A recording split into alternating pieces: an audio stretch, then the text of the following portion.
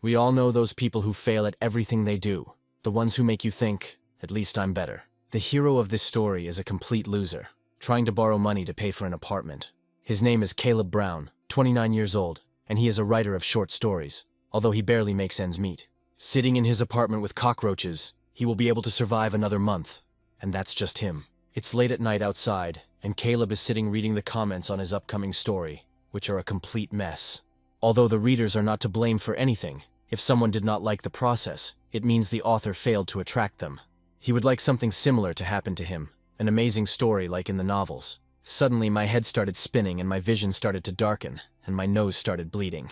A man came up from behind and offered napkins, but then our hero realized that he was home alone and looked around in fear. He found himself in a large hall, the interior of which resembled a courtroom. The old man sitting at the judge's table loudly announced his name and age, and then announced the cause of death: overwork.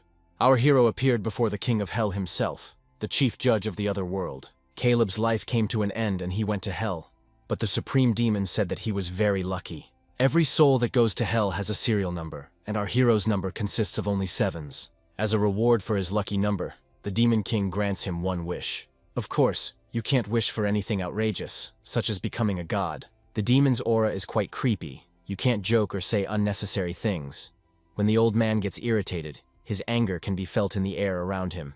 Caleb voiced his desire to be reborn in the novella The Sorrowful One, but was refused, because being reborn in a book he wrote himself is the same as becoming a god. Then our hero remembered another story that lay on his desk before his death.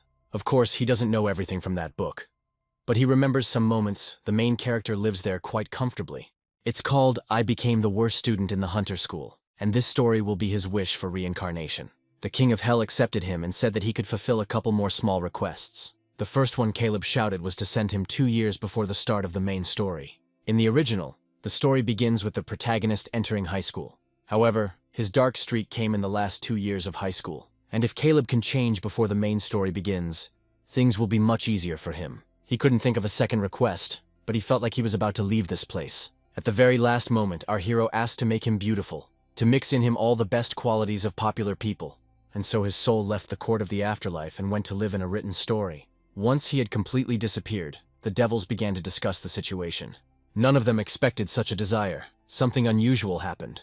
Although appearance is part of a person's abilities, usually in such cases people ask to be placed into the bodies of the main characters. Caleb opened his eyes to emptiness, an endless white space around him. Like a dream, it seemed like he really died. He heard a voice that said that the transfer of Caleb Brown's soul into Matthew Taylor was complete. Our hero looked at his hand. It was someone else's. Now he will live a different life in a different body. However, there is one thing. I would like to understand who this Matthew Taylor is. The main character of the novel is called Bradley Anderson. Someone needed to more clearly articulate their desire. The voice announced the beginning of Matthew's memory restoration, after which Caleb's head seemed to overload. In the world of hunters, the talent of a hunter is revealed at the age of 10, and a special test is conducted to enter the school of hunters. However, Matthew was unable to pass it.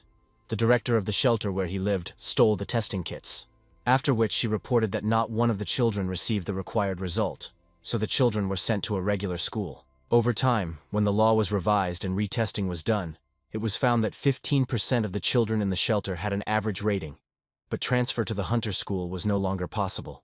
Matthew left school at 20 and worked as a porter for hunters, but when he awakened his abilities, he became one himself and joined the guild. This guy seems to be just as unlucky, and in the future, Matt's memories will pop up in Caleb's mind in certain situations to prevent overload.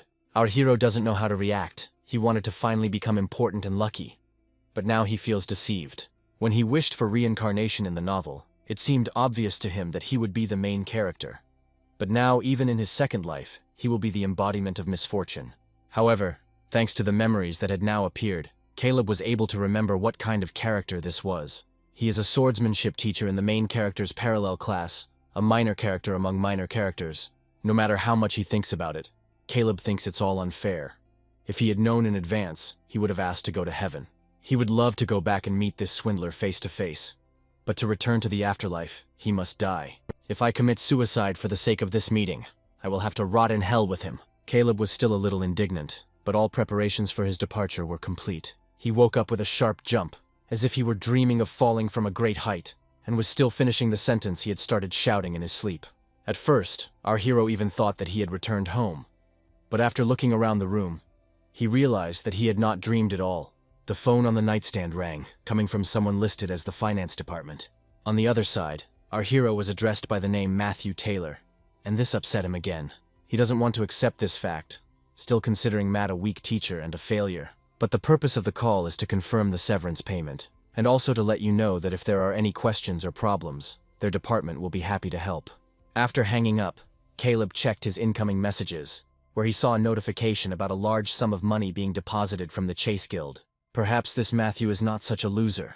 Despite all the difficulties, he was able to create conditions for a comfortable life. And when our hero saw the total balance on the account, he joyfully ran around the apartment, shouting that he was Matt Taylor. Looking through Matt's memories, Caleb decided that their lives weren't that different. For some people, 2.5 million may not be much. But for a third-rate writer who died from overwork, barely making ends meet, it is. This is a great fortune that he could never have imagined. It is a sin to complain about such a life. Despite the fact that there are monsters, portals and hunters, everyday life in the city is no different from the real world. In this world, our hero is 25 years old, and now he is an incredible handsome man. Young, handsome, with good abilities and endurance. Of course, in the future there will be a dime a dozen of B-rank hunters. Against the background of the main character, who was born into a wealthy family and will become increasingly stronger in the second part of the novel, Matthew will fade into insignificance. The existence of his character has absolutely no effect on the main plot, but maybe that's even wonderful, and Caleb will live his life as Matt and enjoy it. The novel I Became the Worst Student at Hunter School has two main characters, Oliver Hill, the main protagonist, and Bradley Anderson, who ends up in the body of a loser. Bradley takes advantage of the novel's plot and knowledge, and follows the path that was originally intended for the protagonist. On top of that, Bradley used his wealth to consume various elixirs, eventually gaining the upper hand over the protagonist's abilities. Caleb, who ended up in Matt's body, is different from them. He doesn't need to compete with them, and he is not their rival. He had no reason to get involved with them in the first place. The reason he wanted to become the protagonist was because he wanted to live comfortably. All this means that Caleb can work occasionally and enjoy life. In the original, when the portal goes out of control and the world is in crisis, Oliver and Bradley join forces to stop the great army of monsters. Crowds of people believe that these children can protect the world, that they are the last hope. And they try to support and encourage them with words, shouting like crowds of fans. And while these two are doing their job, Matt can live his life, invest in stocks, and increase the capital accumulated by his character. After all, Oliver and Bradley will cope and save the world in any case, and during battles, some actions can fail. Caleb can already feel the money flowing into his bank account, and see a future where he lives an easy life without worrying about money. Until the day the portals go out of control, he needs to live according to the plot. In the hunter world, Matthew is a B-rank hunter and a swordsmanship instructor. Caleb entered his body the moment he left the Chase Guild and took a job at the hunter school. Our hero studied all the information about Matt, including his contacts and bank accounts. In the process of studying the information, he discovered that Matt was a hopeless outsider. Caleb worked from home, so he had no interaction with colleagues, but Matt seemed to have voluntarily closed himself off from the rest of the world. In real life, our hero was often bullied at school. Children from wealthier families considered him the worst. In his past life, Caleb gave up many things, most notably love and marriage. He told people that he didn't care and that he was comfortable being alone, but that was complete nonsense. There were many reasons for refusing family life. Difficulties with dating, lifestyle. The producer could pull me over even on a day off. But the main one was that he was a third-rate writer, barely making ends meet. Justice passed him by, making a big detour. But now everything will be different. Even if Caleb didn't end up in the protagonist's body, he still has a lot at stake. He is going to use the resources to do everything he never did in his past life. On his first day at work, Matthew walked into the staff room happily and introduced himself, hoping to find common ground with his new colleagues. However, in response, he received only an awkward silence, which made him feel uneasy. Matthew blushed. Perhaps he had overdone it a little with his joy and friendliness. But then one of the teachers spoke to him, introducing himself as Edward Murphy and offering to take the empty seat next to him. Our hero thanked him and said that he hoped for comfortable cooperation in the future. Two girls stuck their heads out from behind the next table and praised his handsome face. With such an appearance, he should have become an actor. Of course, Caleb literally paid for this face with his own life. They also found out that Matthew was a member of the Chase Guild, a very prestigious guild. From the praise, our hero already sees a future in which he will become popular. Another man joined the conversation. saying that their school had finally started hiring someone worthwhile. He introduced himself as Harry Yang. He teaches the second years the art of spearmanship, is a graduate of the 6th School of Hunters, and was formerly a member of the Hwarang Guild. Afterwards, Harry put his hand on Matt's shoulder and began to guess what school he graduated from. There were probably a lot of rumors about such a handsome guy. The girls also joined in the topic, assuming that the new teacher graduated from the 7th, and Harry put his bet on the 4th. If he had graduated from their school, someone would have definitely recognized him, so the second girl assumed that he was a graduate of the 5th. Matthew laughed awkwardly and said that he had not attended any hunting school.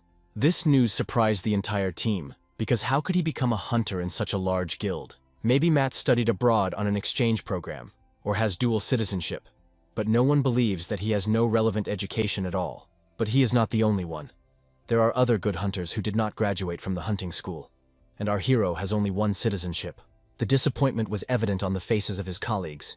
They now looked at him as if he were empty space. Harry shook his hands as if he had touched something disgusting, and noted that this should have been said immediately. Then he headed towards the exit, decided to have a smoke before the meeting began, and the girls followed him. Before they even left the teacher's room, they began to discuss our hero, became encouraged by learning about the Chase Guild, and the new teacher turned out to be uneducated. Edward exhaled. It turns out the newcomer came on quota. Caleb is surprised that everything turned out this way. The system recognized Matt's emotions and evoked the corresponding memories. The most accurate way to determine the hunter factor is a kit containing biological fluids from the Salamis monster, costing $700. The director of the orphanage who stole the kits and reported that all the children had low scores has been arrested.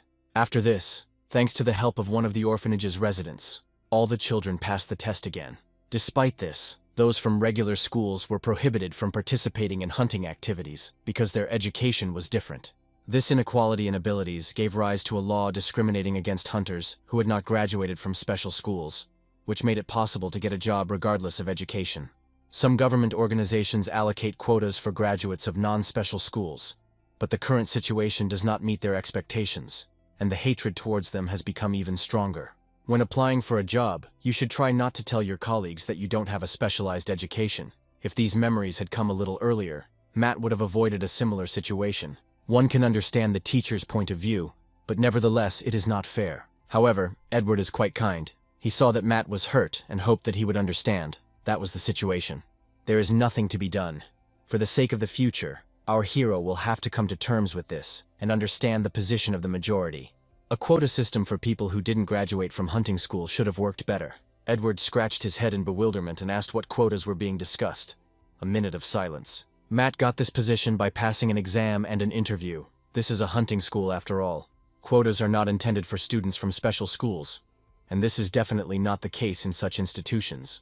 Other teachers had misunderstandings about the current situation with their new colleague. In the smoking room, disgruntled employees actively gossip about the newcomer, about how the school apparently doesn't have the money for a normal employee, and about how the first years won't have any luck with their mentor. Harry noted that the first years were mostly learning the basics and physical strength, so everything would be fine. But he is still a handsome man. But the ladies think that if a guy is handsome but did not graduate from a hunting school, then he is no good.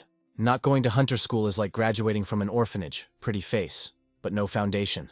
One of the girls suggested advising the children that in addition to lessons, they should independently study the art of swordsmanship.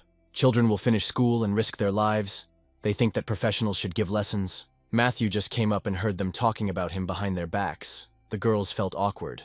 Our hero pointed out the misunderstanding that had arisen and asked to devote some time to him before the meeting. You need to not react to provocations, restrain yourself and think about the future. He said in a reserved tone that they could continue to spread these rumors, but they were not true, and Matt was not hired under the quota. He wanted to tell them this and hoped that they would work together in the future.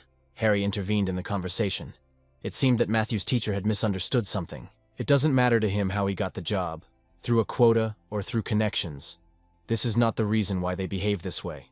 The problem is what Matt has learned and what he hasn't. He asked not to rub it in that they are no different from a newbie. Harry noted that there were general education teachers at the school, and if a newcomer wanted to talk to someone, he should go to them.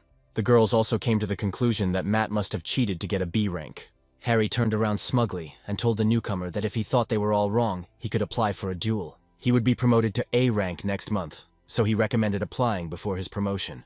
Now Caleb understands why Matthew Taylor was an outsider. When our hero showed his work to a friend during his lifetime, the friend almost always said that it turned out well. But then he said that his novella was not bad for an ordinary person, and it was worth forgetting about starting to publish. Caleb didn't graduate from any school or academy, unlike his friend, who constantly repeated that a career as a writer was not for him. After this conversation, that idiot published exactly the same work, and now his business is going well. And Caleb's work was subsequently called plagiarism, and everything went down the drain. Matthew has also faced many times with injustice. If you think about it, his life is not much different from the life of our hero. No matter how stable life is, it seems like there is no meaning in it at all. Just once, Caleb will do it just once, all for the sake of a comfortable life in the future. He stopped Harry and suggested that they have a duel to see who was stronger, a person with an education or a person with experience. Colleagues were surprised by such a statement because they underestimate the newcomer too much. A smug Harry decided that Matt only said that because his pride was hurt in front of the ladies, and suggested pretending that he hadn't heard anything. However, our hero assured that he was absolutely serious, and now to refuse would be to become a coward. In this world, when a dispute arises between hunters, a duel of honor helps resolve it. As a rule, the one who does not accept the challenge will suffer the greatest shame, even if the essence of the dispute is meaningless, or if someone's victory is obvious. They only look down on Matt because he didn't go to hunter school, so he'll prove he deserves to be treated properly through a duel. He also said that if Harry wishes, he can accept the challenge after the promotion. Teacher Yang, still overly confident, warned that one could die during the duel, and that he would not be held responsible for any injuries caused. But then our hero decided to change his polite tone and point out his opponent's big mouth. Perhaps this has something to do with the fact that he is an instructor in the art of spearmanship. Before leaving, Matt set a time and place, exactly 1 week later, next Friday, at the training ground. Harry didn't understand what the newcomer was counting on, but advised him to spend the whole week training. On this negative note, their dialogue ended, and they went to the meeting. After that, the whole day passed in a fog. The new teacher got to know his students. The students looked at Matt with envy and admiration. In addition to talent, he also had such an appearance. He was most worried about the sword lesson, but once he picked it up, everything was resolved. Along with Matthew Taylor's memories, his sword skills also returned. He easily showed his students the sequence of performing certain techniques. Moreover, everything went at the highest level. The children immediately understood everything and repeated after the instructor. Classes for first years are fairly simple, covering basic swordsmanship and physical training. But there was one problem. By midday, all the children were in a strange mood. During the lesson, the students could not restrain themselves and asked whether it was true that a duel would take place in a week. Rumors have already spread. It's not like Matt is surprised. Those two probably blabbed. The students continued to ask questions. It seems they are worried about the new teacher, since his opponent is an elite hunter. Matthew is sure that rumors that he did not attend hunter school have also already spread. And to be honest, he is not at all confident of his victory, but he has a whole week ahead to take action. He told his students that he was confident of his defeat, but with such mixed emotions that one can only guess what was going on in his head. The results will be known in a week, so now students should focus on their studies. If anyone asks Matt if this was a psychological tactic, he would be half right. It was the last vestiges of his morning confidence. Part of him was confident in his abilities. After work, our hero took the bus to Pobody Pass. Looking out the window, he thought that perhaps after today, a lot would change. If being a hunter and an elite education is all that's causing Harry Young's teacher to look down on him, then our hero should get some elite lessons too. He is going to go to the first location of the main character of the world of hunters, and get the secret of strengthening internal energy. While it may seem out of place in an academy novel, the first skill the main character masters is this technique. If his first step to increasing his power had been an item or an elixir, Bradley would have become suspicious when he found the item missing from its place. According to the plot, Bradley, knowing the original novel, follows the path of the main character Oliver and becomes stronger. Nothing will change if Matt also gets the skill. In any case, he has no goal to save the world, so he shouldn't become as strong as the protagonist. Matt just needs to get a little stronger to win the duel. Having made his way along a wild path in a cave, our hero reached that very portal. This portal is the first object of the hunter world. Behind it lies the secret of strengthening the internal energy. Matt took a hesitant step forward. This was his first time going through the portal. The feeling was strange. Having arrived on the other side, he came out into a winter forest, not knowing that according to the plot of the novella, this place would be exactly like this. The scenery is stunning, but now is not the time to admire the views. We need to get the hang of it. Suddenly Matthew felt danger from behind. It was too close. Somehow, at the last moment, our hero managed to dodge the attack. It all happened so quickly that he couldn't land on his feet. He fell face down into the snow. The old man who attacked from behind expressed his surprise that our hero was able to dodge. He put a sword to Matt's neck and asked him to introduce himself and say what sect he belonged to. The old man spoke Chinese, but for some reason our hero understood all the words. Apparently his character speaks this language. He said that he got to this place through a portal, and that he is a teacher at a school for hunters. But the old man doesn't seem to know about any of this, and lives in this forest like a hermit. Matthew pointed his finger at the portal, but the old man said that he saw only white snow around. He doesn't even remember how long he's been stuck in this place. He stopped counting the days after 30 years of being here. Instead of the secret of strengthening internal energy, this grandfather appeared before Matthew. Wait a minute though. He asked the old man if his name was Weidong by any chance, and received a positive answer. This grandfather is the person who must pass on the secret of strengthening internal energy to the main character. But it's strange, because when Oliver moved through the portal, Weidong wasn't there. At the site, he found only a will along with information on how to master the skill. Caleb wanted to send him 2 years before the start of the main plot. Our hero understands the situation, but he can't say that he read his name from a book. He said that he had heard his name in the past, and the grandfather asked what the boy had heard about him. It happened a long time ago. A story about a legendary swordmaster who suddenly disappeared during a battle with a ferocious dragon, who appeared out of nowhere and brought trouble to a huge number of people. It was this grandfather who was the hero of that story. Caleb simply repeated what he had read in a book, and the old man relaxed his guard a little. Weidong is probably very proud of his martial arts, so our hero will act in this direction. Matthew fell to his knees and begged to be trained. He said that he was not a villain, and had come to this place in search of absolute mastery. However, the old man refused and advised him to return home if he valued his life. Then our hero raised his head and said that he was about to fight against the spearmaster. Sword and spear, he asked the old man who he thought would win the upcoming duel. Spears are superior to short swords, and with proper training, a spear can become a deadly weapon. The old man said that length is a destructive force and will undoubtedly defeat the spear. But to our hero's surprise, he quickly accepted the sword's defeat. But Matthew can't leave so easily. Weidong told him a story and was about to run off into the sunset. He hit the snowy ground with his fist, shouting that he supposedly knew it. He knew that a sword could not defeat a spear, but he thought that he would find another answer here. Our hero added that he has a battle in front of a huge crowd next week, and that he must get back and start training hard. But how can you do this, knowing in advance that victory is not in sight? Maybe you should just refuse, but then he will be humiliated. And what can you say to the spearmaster? Perhaps the sword in front of his spear is just a branch, or even a toothpick. Then the old man turned around and said that they had only discussed which weapon was stronger, but it was unknown how good its owner was. After all, the king's sword is so strong that it can cut an entire dragon in half. Matt comparing a spear to a sword while standing in front of Weidong was a reason to cut off his head. However, the old man said that he would help him, so be it.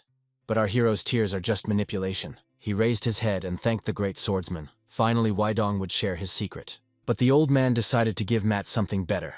He quickly approached and pressed his fingers on various points of the body. It was as if lightning ran through our hero's body, and it felt as if he had been beaten with truncheons. Weidong said that the boy was very weak. He introduced a small amount of pure yang energy into his body, which would dissolve in him in 4 days, and Matt would feel the changes. The old man doesn't know how strong his opponent is, but if our hero is good in himself, he will emerge from the battle unbeaten. This is not the great opportunity of the main character of the novel. Matt wanted to find out from the old man, but Weidong ordered to go home and return when he won, and proved that the sword was stronger than the spear. All the same, he would not go anywhere from this forest. A week later, Matthew took to the training ground against Harry Young. The audience, the school staff, and colleagues gathered in the hall, of course thinking that their newcomer would spend the week wisely and find a new job. Matthew suggested to his opponent that they not waste time on talking and immediately begin fighting. Harry decided to give our hero a head start and let him attack first. Of course, the spear has an obvious advantage. Matt thanked him for this, but he shouldn't regret it in the future. Our hero's body feels so light, he has become strong enough not to be beaten. Even if Matt is carried out on a stretcher after the duel, he does not intend to live the life of a coward. Gathering his strength into the sword, he jumped at the enemy, not intending to kill, but only swung the sword, barely touching. Matt cut off some of Harry's hair and clothes, and the entire audience saw Teacher Yang's funny underwear. None of his colleagues expected the duel to end so quickly, because he was far from the weakling in their team. It seemed that Harry did not get up more from fear and surprise than from the injuries, or he realized that there was no point in continuing and gave up. And Matt himself did not expect such a difference in strength. The referee declared the duel over, and the winner was teacher Matthew Taylor. Weidong said that when the energy dissolved in his body, he would feel changes and would emerge from the battle unbeaten. Crazy old man Matt only wanted to beat the average teacher, and such a blow would definitely attract unwanted attention. The main character of the novel, Bradley Anderson, studies martial arts and his skills grow by leaps and bounds. Of course, partly because he drinks elixirs like water, Matt became too strong after one encounter with the old man. Teacher Edward Murphy ran headlong to find out if their newcomer was injured, although there was no indication that he was. It was all amazing and fast, he just couldn't see what happened. Matthew disappeared for a second, and then everyone saw Harry's underwear. Apparently, all the teachers saw our hero as an ordinary teacher of general education subjects, and Teacher Murphy was so happy. Apparently he had something against Teacher Yang. In any case, he is glad that the newcomer is safe and sound. Such an event cannot go unnoticed, so Edward treats everyone. As Harry was carried away on a stretcher, other colleagues began to flock to the treat. The ladies, who were close friends with Teacher Jan, were dissatisfied with the result and went home. But the rest of us had a fun evening at the karaoke bar, chatted and met Matthew. And once we had a drink, we went to sing songs. It just so happened that our hero's vocal skills were not as good as his fighting skills. Friday evening they walked until late, and then went home. Matthew returned home only at 4 in the morning. A normal person would have a severe hangover after drinking all that. However, our hero's body cleansed itself while he was sleeping, so he gained many more physical skills than he originally planned. In this situation, he could not help but visit the one who had changed his body so much. The next day, Matthew took the bus to Victory Pass again. He didn't think he would return to this place again, but he had to thank the old man, because he was alive only thanks to him. Weidong said that he couldn't leave this place through the portal. There weren't even any animals in the forest. It was too harsh for the fictional world of the novel. When Matthew found the old man meditating on a rock, he immediately heard footsteps behind him. He turned around and asked with a serious face how the duel with the Spearmaster ended. Matthew said that he killed him with one blow, and his opponent left the battlefield in disgrace. Our hero said that in his world that man is well known, and therefore he wants to ask what happened to his body that day. Weidong replied that he had only slightly opened the path to the Dantian energy, so that Matthew would at least emerge from the battle alive. He asked what martial art our hero used, and how great was the inner strength of his opponent. The old man was just getting bored and just wanted to chat, but his questions made Matthew realize something. Weidong placed his bet on him, and the first fight was something like a test of the future student's abilities. Bradley opened the way to Dantian with the help of various spiritual elixirs, and Matt did everything himself, but he had to admit that he did not study martial arts. Weidong noticed that the path to Dantian was blocked, but he was sure that he felt traces of knowledge, and those were just sword skills. In the world of Marima, warriors increase their internal strength through martial arts. But for hunters, it works differently. The more you train, the more mana is generated in the body. Matthew asked the old man if he remembered where he was from. Weidong was born in the Ming Empire. Their emperor was Guangming. Hunters have only recently started appearing, and Weidong came from a completely different world, so he is not aware of what is happening outside. Matthew is interested in history, so he knew about him, the legendary swordsman Weidong. Our hero told him that martial arts no longer exist in the outside world. It's been a long time since the Ming Empire existed, and the world is now ruled by another power, so martial arts are being forgotten more and more every year. Matthew preferred this explanation, because he decided that it would be better than saying that this was a completely different world. But the old man was upset, because of his long stay in this place. The sense of time was completely dulled, and apparently much more time had passed than he thought. Now he seems more lonely than usual, but Bradley will come soon and become his friend, and Matthew gave him a gift from the outside world, a health-boosting medicine. Perhaps this will console him a little. Weidong took the sachet out of the bag and began to eat its contents. At first it seemed that he was quite pleased with the gift, but when he tasted it, his face twisted violently. Apparently the healthy stuff tasted terrible. The old man assumed that there was some kind of leprosy circulating in the outside world, since people had to take care of their health with such disgusting means. He began to talk about how, when he was young, they would swing swords and eat 50-year-old wild ginseng as a side dish. But there was also something sweet in Matthew's backpack. At first the old man refused, because he was not a little child. But our hero still got out the chocolate and said that in the outside world they eat it when it's cold. But in his forest it seems to always be like that. Weidong agreed to try it. He had never eaten modern sweets, so from the first bite he was overcome with pleasure. When the bar was finished, the old man said it was quite edible and told Matthew to bring more. Our hero took out of his backpack a whole bag of food that he took with him on the road. The old man, out of joy, decided to try all kinds of modern culinary achievements at once. But Matthew is surprised, because it is an expensive pleasure. A whole package for one meal. Weidong ate all the supplies. Before that, he had not eaten anything for many years. Because after he became a master, he did not need it. He simply tasted the food.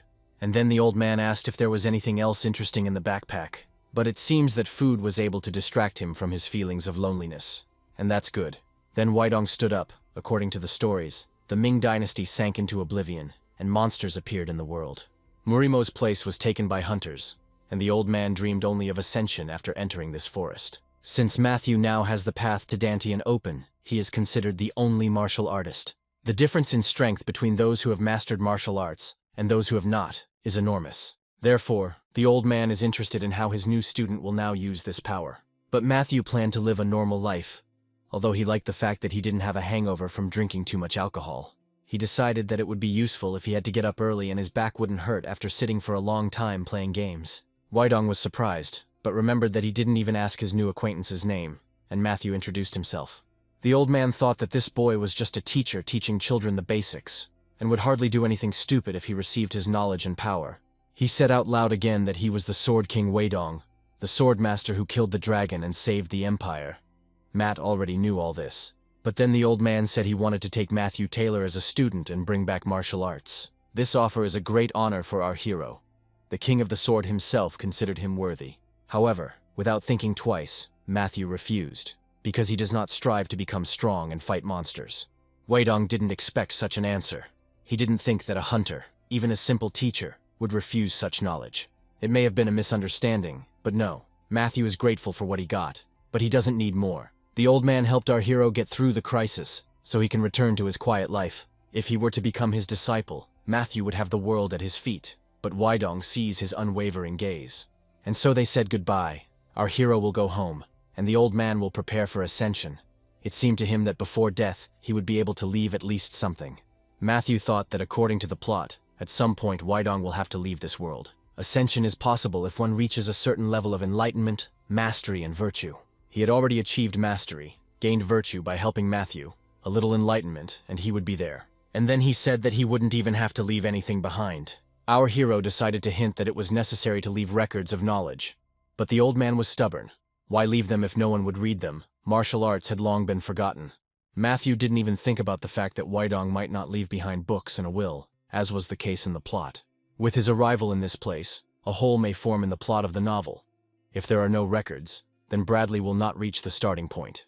This means that he will never start a rivalry with Oliver, and Oliver in turn will have no reason to become stronger. As a result, when the monsters attack, these two will not be able to defend themselves, and the world will be destroyed. Matthew thought it was just an event in a novel, but how wrong he was. Our hero decided to fix the situation and accept the offer to become the old man's disciple, because if the world is destroyed, then Caleb will also return to hell. He changed his mind so quickly, under the pretext that he wanted martial arts to continue to live. He must accept the knowledge offered. Only then will Matthew be able to live happily in this world. And our hero also decided to bribe Weidong a little, promising to bring him sweets from the outside world every time he came to him.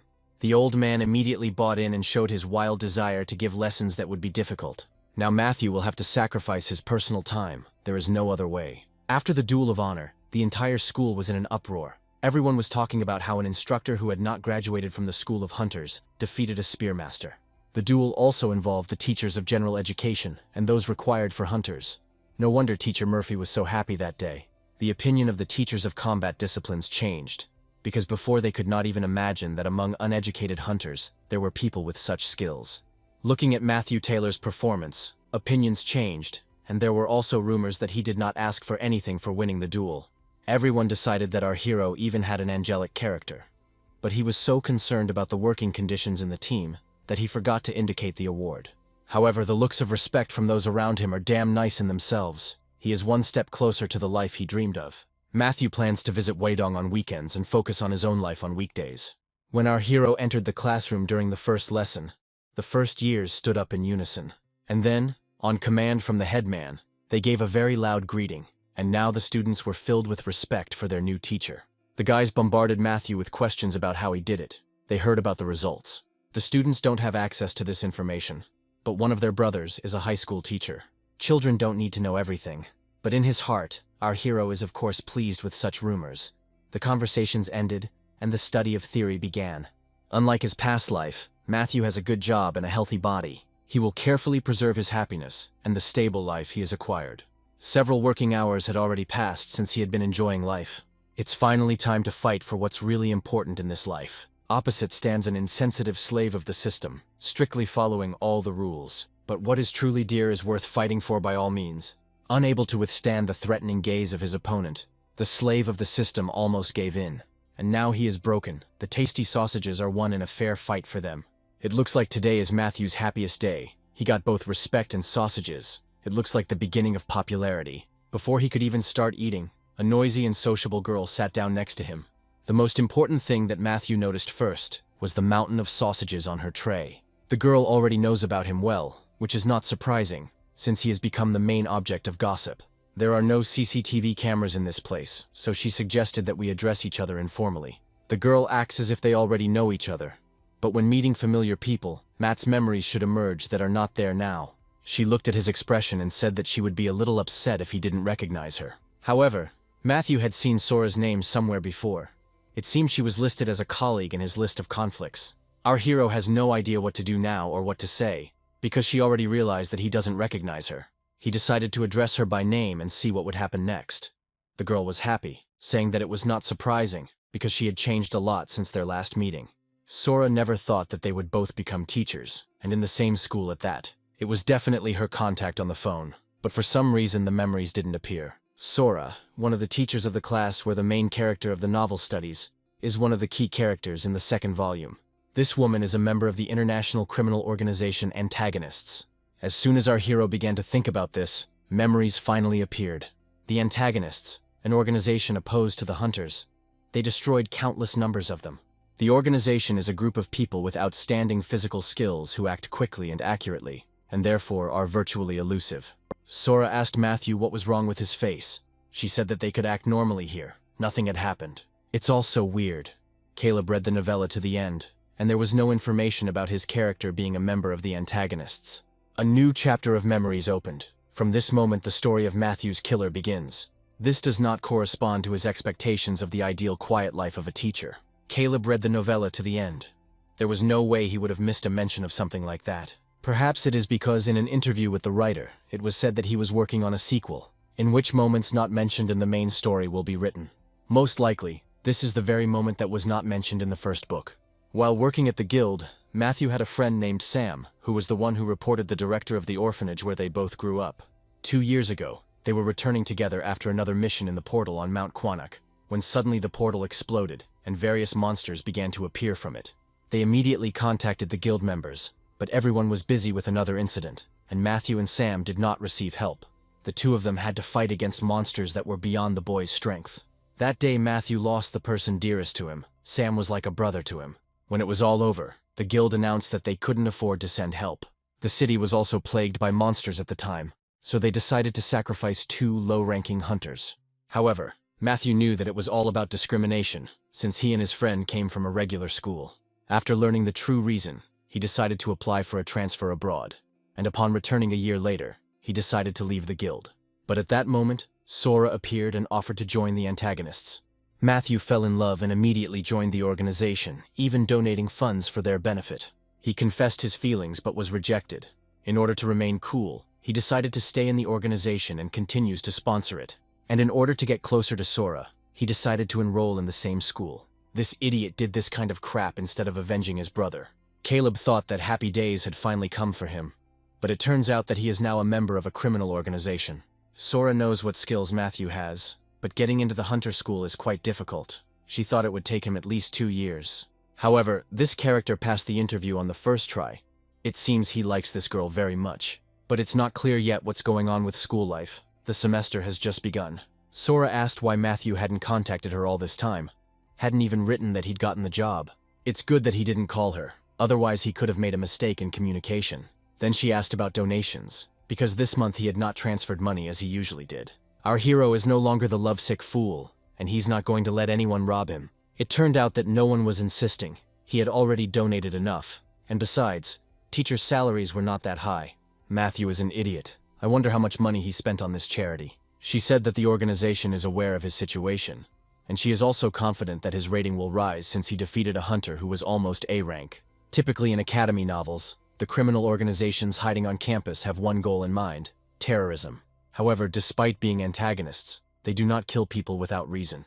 They also don't touch the school's students, since they are not full-fledged hunters. Most likely, Sora's role is to lure young people into the organization. He makes these assumptions based on the memories he saw. It is unknown what other secrets might be in the extra chapters. Our hero asked the girl what he should do, to which she replied, "Get used to school and make friends." However, he had in mind the organization's plans, because that way he would understand what needed to be done to achieve the goal. After finishing her meal, Sora stood up from the table, saying that this was only temporary. He was the only one in high school, so everything would be fine. She suggested seeing each other more often, for example, the last Tuesday of every month for dinner. And then she left, saying goodbye, leaving a whole bunch of questions unanswered. I wonder what she meant when she said that all this is temporary, and what will happen when time runs out. I didn't even wait for her to agree to my proposal. Well, Matthew will come on Tuesday, at least to find out what's going on. Our hero went to another world for the weekend. Training with Weidong began smoothly. He decided to record Matt's progress as a newbie, and it was an honor for our hero to learn his martial arts knowledge. The old man helped him open the way to Dantian, but now he has to figure out what to do on his own. From now on, you can't relax and rest. You need to focus on the circulation of internal energy throughout the body. The old man tells you to concentrate, but he himself chatters and even hits you hard without hearing an answer. And he says that the fact that Matthew can't concentrate is not his problem. Somehow he is able to see energy, and the fact that his student's energy is interrupted indicates anxiety. Circulation of energy should be as natural as breathing. Matthew said that something was really bothering him, and the old man offered to listen and share his wisdom. Our hero asked what Weidong thought when he looked at him, whether he was good or bad. And this is where the wisdom apparently ended, because the old man cannot know such a thing. According to Weidong, Matthew's life is worthless now, just like a man who asks the king of the underworld to grant him beauty in the next life. If he does good, then he is good, and vice versa. The presence of strength defines a person. According to the law of the mountains and forest of swords, during a battle, the strongest survives, and the loser is recorded in history as evil. All those who caused trouble in the past were short-lived. Without power, good and evil are just an illusion. This answer can be partly considered help, but it is not selfless. The price is a chocolate bar. Weidong's words truly touched the strings of our hero's soul and brought out some thoughts. Matthew's dream is to live a long, comfortable life while making money from stocks. Terrorism, murder, and revenge do not interest him at all. He does not want to die trying to somehow influence the world. On the last Tuesday of the month, Sora noticed that Matthew didn't seem to particularly want to spend it with her. She asked him about it, but our hero also wants to say something on this matter. Having gathered his strength a little, he announced that he wanted to leave the antagonist organization. The girl stopped eating and showed great surprise on her face. But the next moment she attacked him right in the restaurant hall, armed with a fork. Such actions attracted the attention of all the visitors who were dining in the same establishment. Matthew knew she wouldn't like the idea, but he didn't expect this reaction. Sora asked him to explain everything properly, otherwise she would make holes in him. First, she should get it off his face, and maybe they should change locations. Sitting in a crowded place, they attract too much unwanted attention. People decided that it was a matter of betrayal and a family quarrel between a pair of hunters. Matthew invited her to walk to his car so he could show her something. They went somewhere together. Sora was irritated. He said that he would explain everything, but they had to go somewhere. However, Matthew doesn't think she'll believe him so easily, so he asks her to be patient for a little while. The girl took a fork with her so that she would have something to threaten our hero with. She forced him to start explaining on the road. He said that he initially joined the organization only because he was discriminated against, but working at the school changed everything. But Sora doesn't believe that one victory in a duel could influence his opinion. This event is certainly one of the reasons, but it is not the only one. He realized that he didn't have to be in the organization to become stronger. Plus, the antagonists were too radical. The organization's worldview is too different from Matthew's beliefs. He does not support terrorism and killing people. Sora reminded that she had spoken about this from the very beginning. It is not they who are engaged in terrorism, but the government. She also said that the people they kill deserve it. But Matt is convinced that everything in the world is arranged a little differently. In fact, our hero does not do anything like that, so the girl decided that he was simply afraid of receiving such a task. Of course he is afraid, and he is no less afraid of a fork held to his neck. Our hero made an attempt to ask for it to be removed. She slowly pulled her hand away, calling him a coward, disappointment evident in her voice. Matthew knew that it would not be easy to leave the criminal organization, so he had time to prepare. He asked Sora to read the news on the internet about the murder of the deputy director of the Hunter administration. At first, she said that this was how it was supposed to happen. This man stole millions from the state budget. But as she continued reading, she saw that another person died as a result of the staged accident. The driver of the car had lost his wife a long time ago, and all this time he lived alone with his daughter. He did not have a permanent job, but sometimes he worked part-time in the administration of hunters. This man obviously had nothing to do with the deputy's corruption, but he left after him. The most popular heroine of the novel, Isabel, who finds herself in a love triangle with the main characters, is the daughter of the deceased driver. The antagonists exposed the deputy director's corruption and claimed that they had killed him. The reaction of the people was serious. Some supported the actions of the organization, but the death of an innocent person remained in the shadows. Having gathered herself, Sora expressed her confidence that this was a mistake. The antagonist's charter states that it is forbidden to harm the people. Matthew feels obliged to ask her if she seriously believes this. After all, that driver may not be the only victim who accidentally ended up near the organization's target. Our hero thinks that she already understands all this perfectly well. She just deliberately closed her eyes. It seems that everything worked out, and from today, he can spread his wings into the world of a carefree life. Suddenly, Sora asked Matthew if he knew the reason why she rejected him when he confessed his feelings. Our hero wanted to avoid this conversation, since he was not interested in it at all. But the fork returned to its place, and he will have to listen with pleasure. 15 years ago, there was a mass portal outbreak, and Sora's parents died during that incident. It must have been hard for her. But what that has to do with Matthew is a mystery that you have to listen to understand. If the hunters had arrived, they could have saved them, and besides, her area had the most open portals. They were the ones who needed help the most, and the Hunters Association was located just a short distance away. However, despite all these circumstances, none of them came. There was no one. In one of the elite areas, only 3 portals appeared, and more than a dozen elite teams of hunters from the largest guilds were there. It all happened in the same way as with Matthew when his brother Sam died. But if this really happened, the public would be outraged. The incident did not make it into the press, as the people responsible were able to shut their mouths with money. If the girl had not conducted the investigation herself, she would never have found out the truth. After all this, Sora decided to forget about all feelings and focus on revenge. This was the reason for the refusal. Suddenly, she offered to start dating her after she took revenge, and in her emotions, she almost stabbed him with a fork. No parent would want their child to join a terrorist organization and live for revenge. If the real Matthew were here, he would definitely help her. But Caleb doesn't have any feelings for her. She is quite beautiful and sweet. But besides her, there are plenty of other beautiful women in the world. Our hero thought that he just needed to apologize to Sora and go straight to his happy life. He read the novel, so he knows the future, and has already figured out the problem of the main characters. Now all that's left is to deal with the girl and the antagonist organization, and his life will be a piece of cake. But for some reason, some strange feeling won't leave me. Instead of memories, something else happened. It was as if Matthew himself had come to Caleb to ask him not to abandon his beloved in trouble. For a moment, due to the vision, our hero lost control, but managed to steer in time. Both he and the passenger were very scared at that moment. They could have died. After that, Sora said that she would remove the fork. After all, the steering wheel was in his hands. Our hero asked her if she knew who she was going to take revenge on. At the time, the director of the Hunters administration was a man named Isaac, but it was most likely not he who gave orders to the hunters that day. If he was in such a position at that time, then he has probably risen higher up the career ladder now. She asked if Matthew would remain with the organization until the culprit was punished for his negligence, but was refused. However, our hero will help her take revenge, although even the members of the organization said that this is not an easy matter. Most likely, the antagonists do not intend to make this task a priority. They are simply keeping Sora with promises. At this time, Isaac holds the position of a member of the National Assembly, a character our hero has already read about. According to the plot, he was on the rise until he met the main character of the novel. 3 years later, the protagonist will expose Sora as a member of the organization, and she will have to stand trial. As far as Caleb remembers, she was not executed, but she received a life sentence without parole. She's still trying to prove that if she does missions for the organization, they'll eventually help her. But Matthew has reiterated with confidence that they won't do anything. He knows her future very well, but unfortunately, he cannot say it directly. So Matthew gave her a condition. He would help her get revenge, but she would leave the antagonists with him.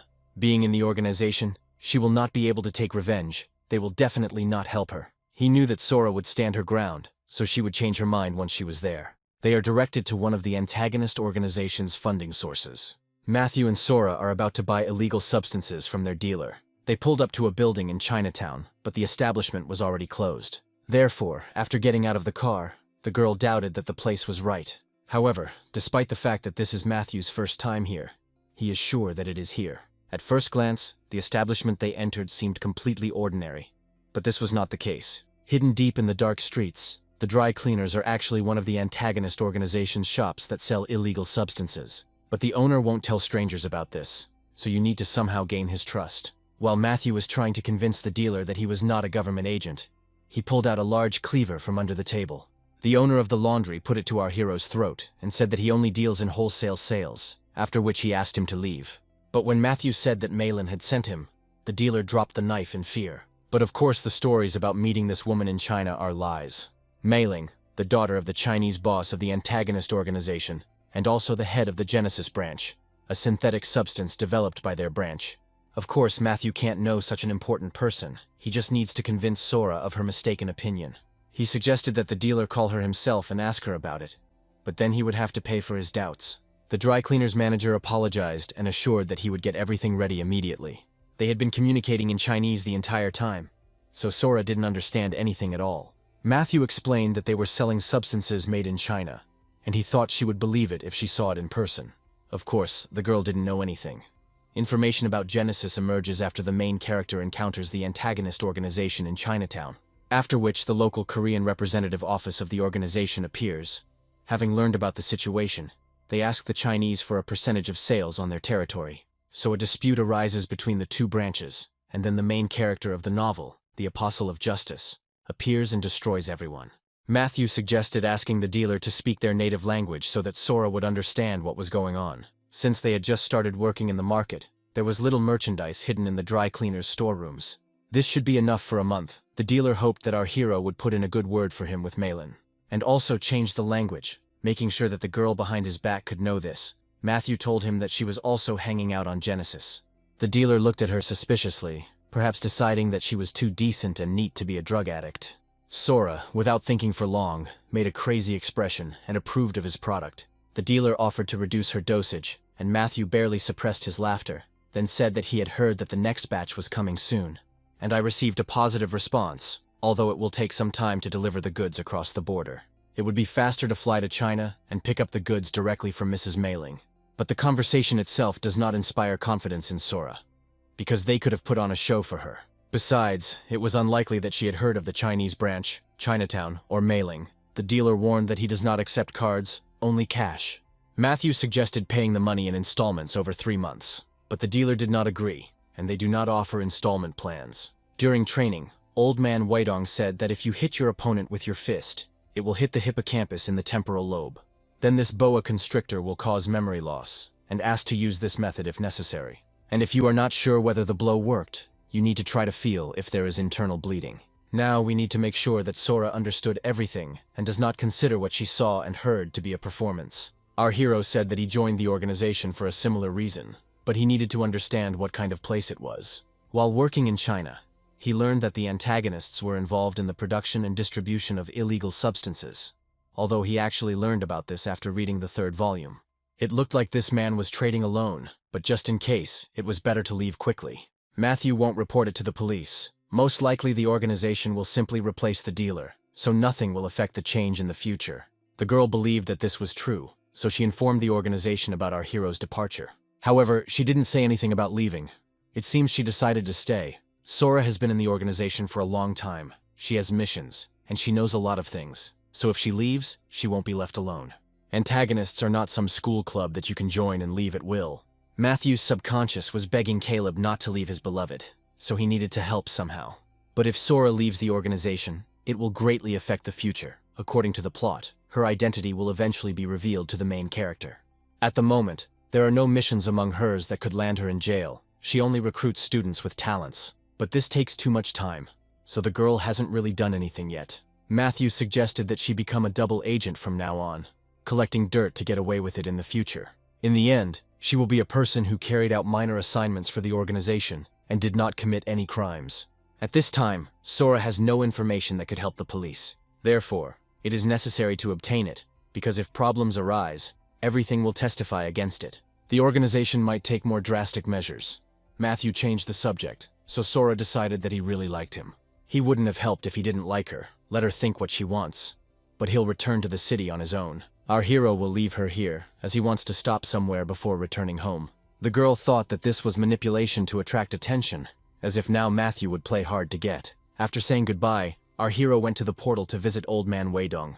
Instead of greeting him, he said that his student had arrived quite late. He also noticed that his clear gaze had returned, which meant that things were going well in the outside world. However, you will still have to accept punishment for being late. Perhaps the old man will make the training more difficult. But Matthew was in Chinatown today, so he reached for his backpack. As an apology, he brought bamboo liquor to the teacher.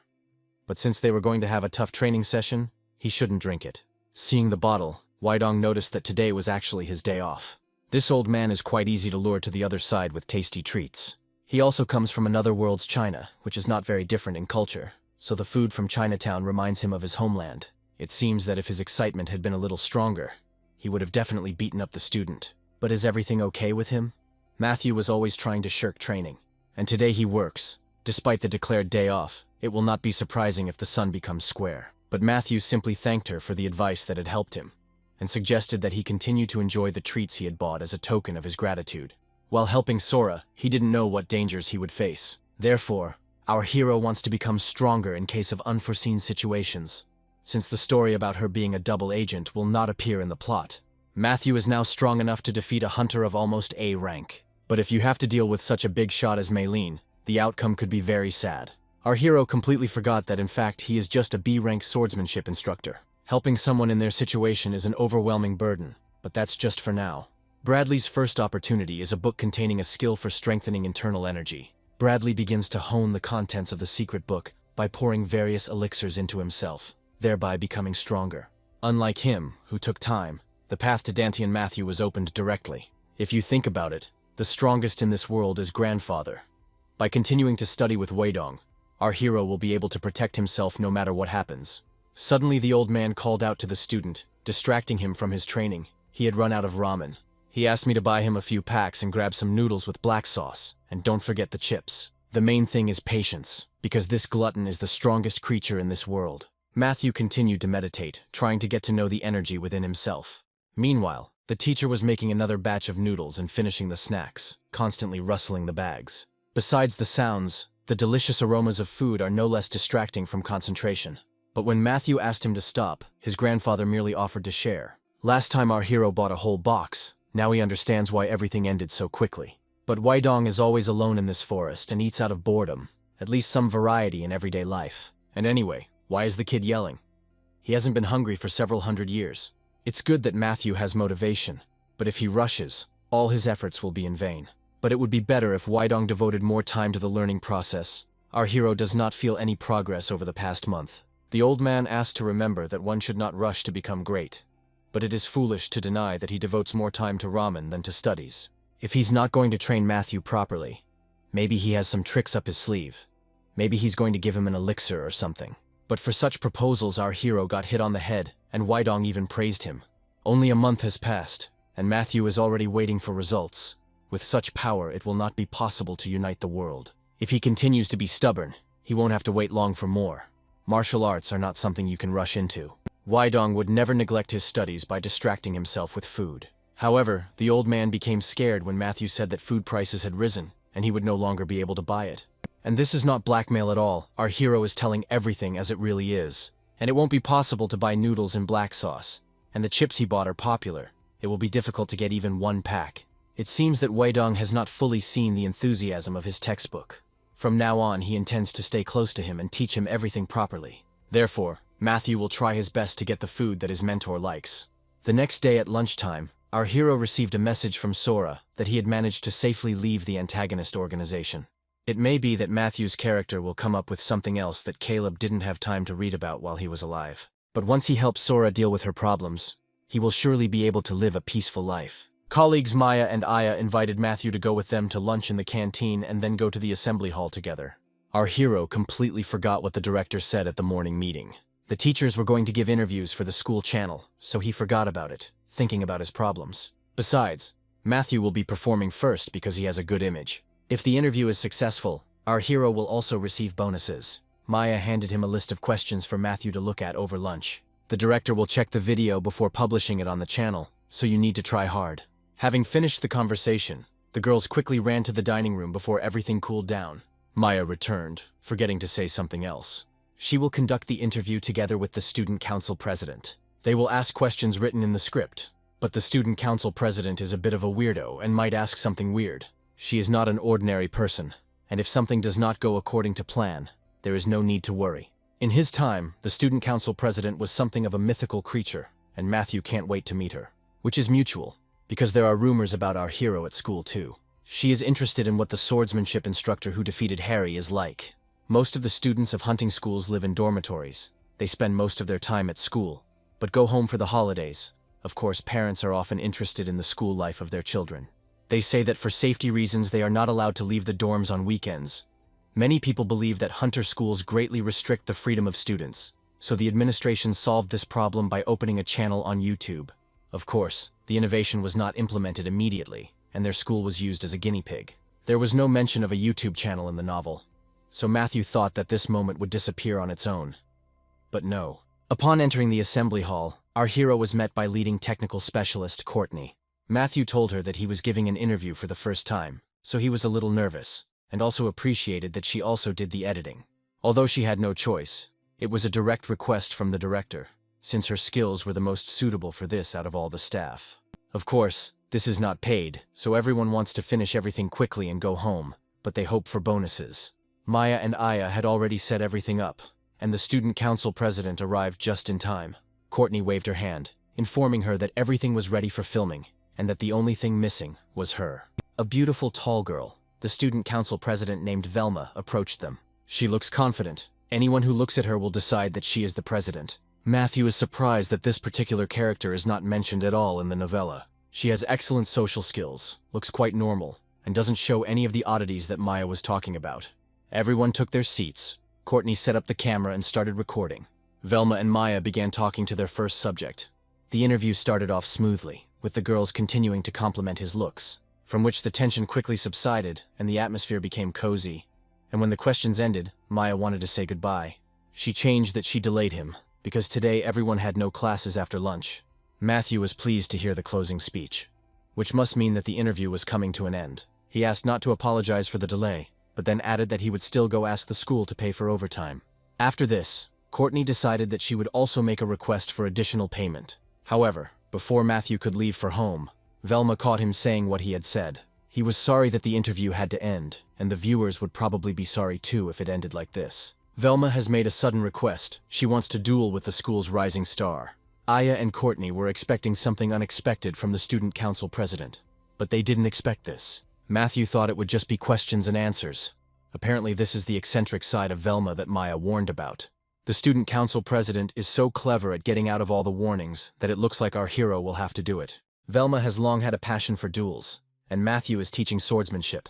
Our hero doesn't sense any bad intentions in this challenge, so he agreed to film the final part. It seemed that Velma didn't really expect to agree right now, since her opponent wouldn't even have time to prepare. But the girl brought 2 swords with her. That would be enough for a one-on-one fight. Matthew's character originally had some pretty strong physical skills, but he is now being trained by Weidong. For our hero, this is also a chance to check if there is progress after a month of training. Despite the upcoming spectacle, Aya realized that they would be here for a long time. The girls had already taken their seats with popcorn, and Velma puts her long hair in a high ponytail so that it doesn't get in her way during a duel. Matthew is not worried at all. After the battle with Harry's teacher, he realized that the level of hunters is actually lower than he thought. With the strength that Weidong gave him, he is far superior in level to his colleagues. Although the old man would undoubtedly have given him a slap on the head for underestimating the enemy, there is a student standing opposite. But she is from the senior classes, and also the president of the student council. We must not let our guard down. Matthew is confident that she is now at the level of a novice hunter. He offered Velma to attack first, which she did not refuse, asking to be useful for the attack. The girl quickly rushed from the spot, raising her sword behind her back. Maya was so amazed by her speed that she dropped obscene words, for which she received a reprimand from Aya. Velma is definitely faster than the first years, but our hero noticed something unusual. He thought that she was attacking with an intermittent diagonal strike, because that was the basis for a swordmaster. But the girl ducked when she attacked, which speaks of a lot of confidence. An ordinary student would have panicked and backed off long ago, but after the first blow she immediately got into position for the next one. The next one was an upward cut, but Matthew continued to dodge it without difficulty. While our hero does not attack, he only repels the attack and evaluates her skills. But Velma also wants to see what her opponent is capable of, what to expect. During training, Teacher Wydong beat the crap out of Matthew. His body still hurts. He told Velma that her body was leaning too far forward, she was too focused on the attack. But the girl warns that she has not yet shown everything she is capable of. Our hero slipped behind her and clearly showed that in this position she would not be able to cope with an attack from behind. The teacher showed him this, and just remembering what happened makes him shake all over. Matthew passed on the knowledge he had gained in this duel to the student. She puts a lot of effort into her arms and legs, which makes her very tired. Her attacks would get much better once she started using her shoulders, which she listened to. The atmosphere changed only because our hero adjusted Velma's technique. The student council president is different from the other students. But now she should get ready, because the next attack will be in her direction. The girls enthusiastically eat popcorn while watching the exciting fight. Even Aya, who was most eager to go home, forgot about time. But just as Matthew was about to attack, Velma stopped him, asking him to wait. She asked if she could use mana, of course not as a weapon, but for defense. Our hero was surprised that this was available to students. He forgot that from the second year of study they begin to visit portals. Before graduation, students are sent on F and E rank missions accompanied by teachers and hunters. Matthew, of course, doesn't mind. He's sure that her mana level is low, but it's still impressive. He noticed the difference in speed between her and the other guys. He was interested to know what she was capable of. During the duel with Harry, he didn't get to see the use of mana in action. This would be a good opportunity to test his strength against mana. Velma's attacks have become much faster. Now Matthew needs to concentrate, otherwise he might miss one.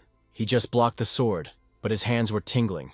Without internal energy it would have been difficult. She didn't infuse her weapons with mana, but her physical abilities were greatly improved. Mana accumulates in the body according to the number of victories over monsters. In this world it will not accumulate infinitely. Humans rather have a capacity proportional to their skills. Wydong would say that mana is like internal energy. Our hero took Matthew's existing mana and converted it completely into internal energy. He is confident that it is much more effective than regular mana. To ensure his image as a teacher is not damaged, he must defeat the student without using his internal energy. After a few attacks, he can already see a pattern. The problem with hunters is that their sword attacks are too simple and obvious. This is because they are fighting low-level monsters. For the same reason, hunters have difficulty dealing with high-level intelligent monsters. Velma is already exhausted. She has slowed down so much that Matthew can easily anticipate her next attack. Now she tries to do anything, already knowing the outcome. But our hero did not attack, he simply tripped. The distance was too close to strike. She crouched down, badly bruising her knee, and Matthew put the tip of his sword to her.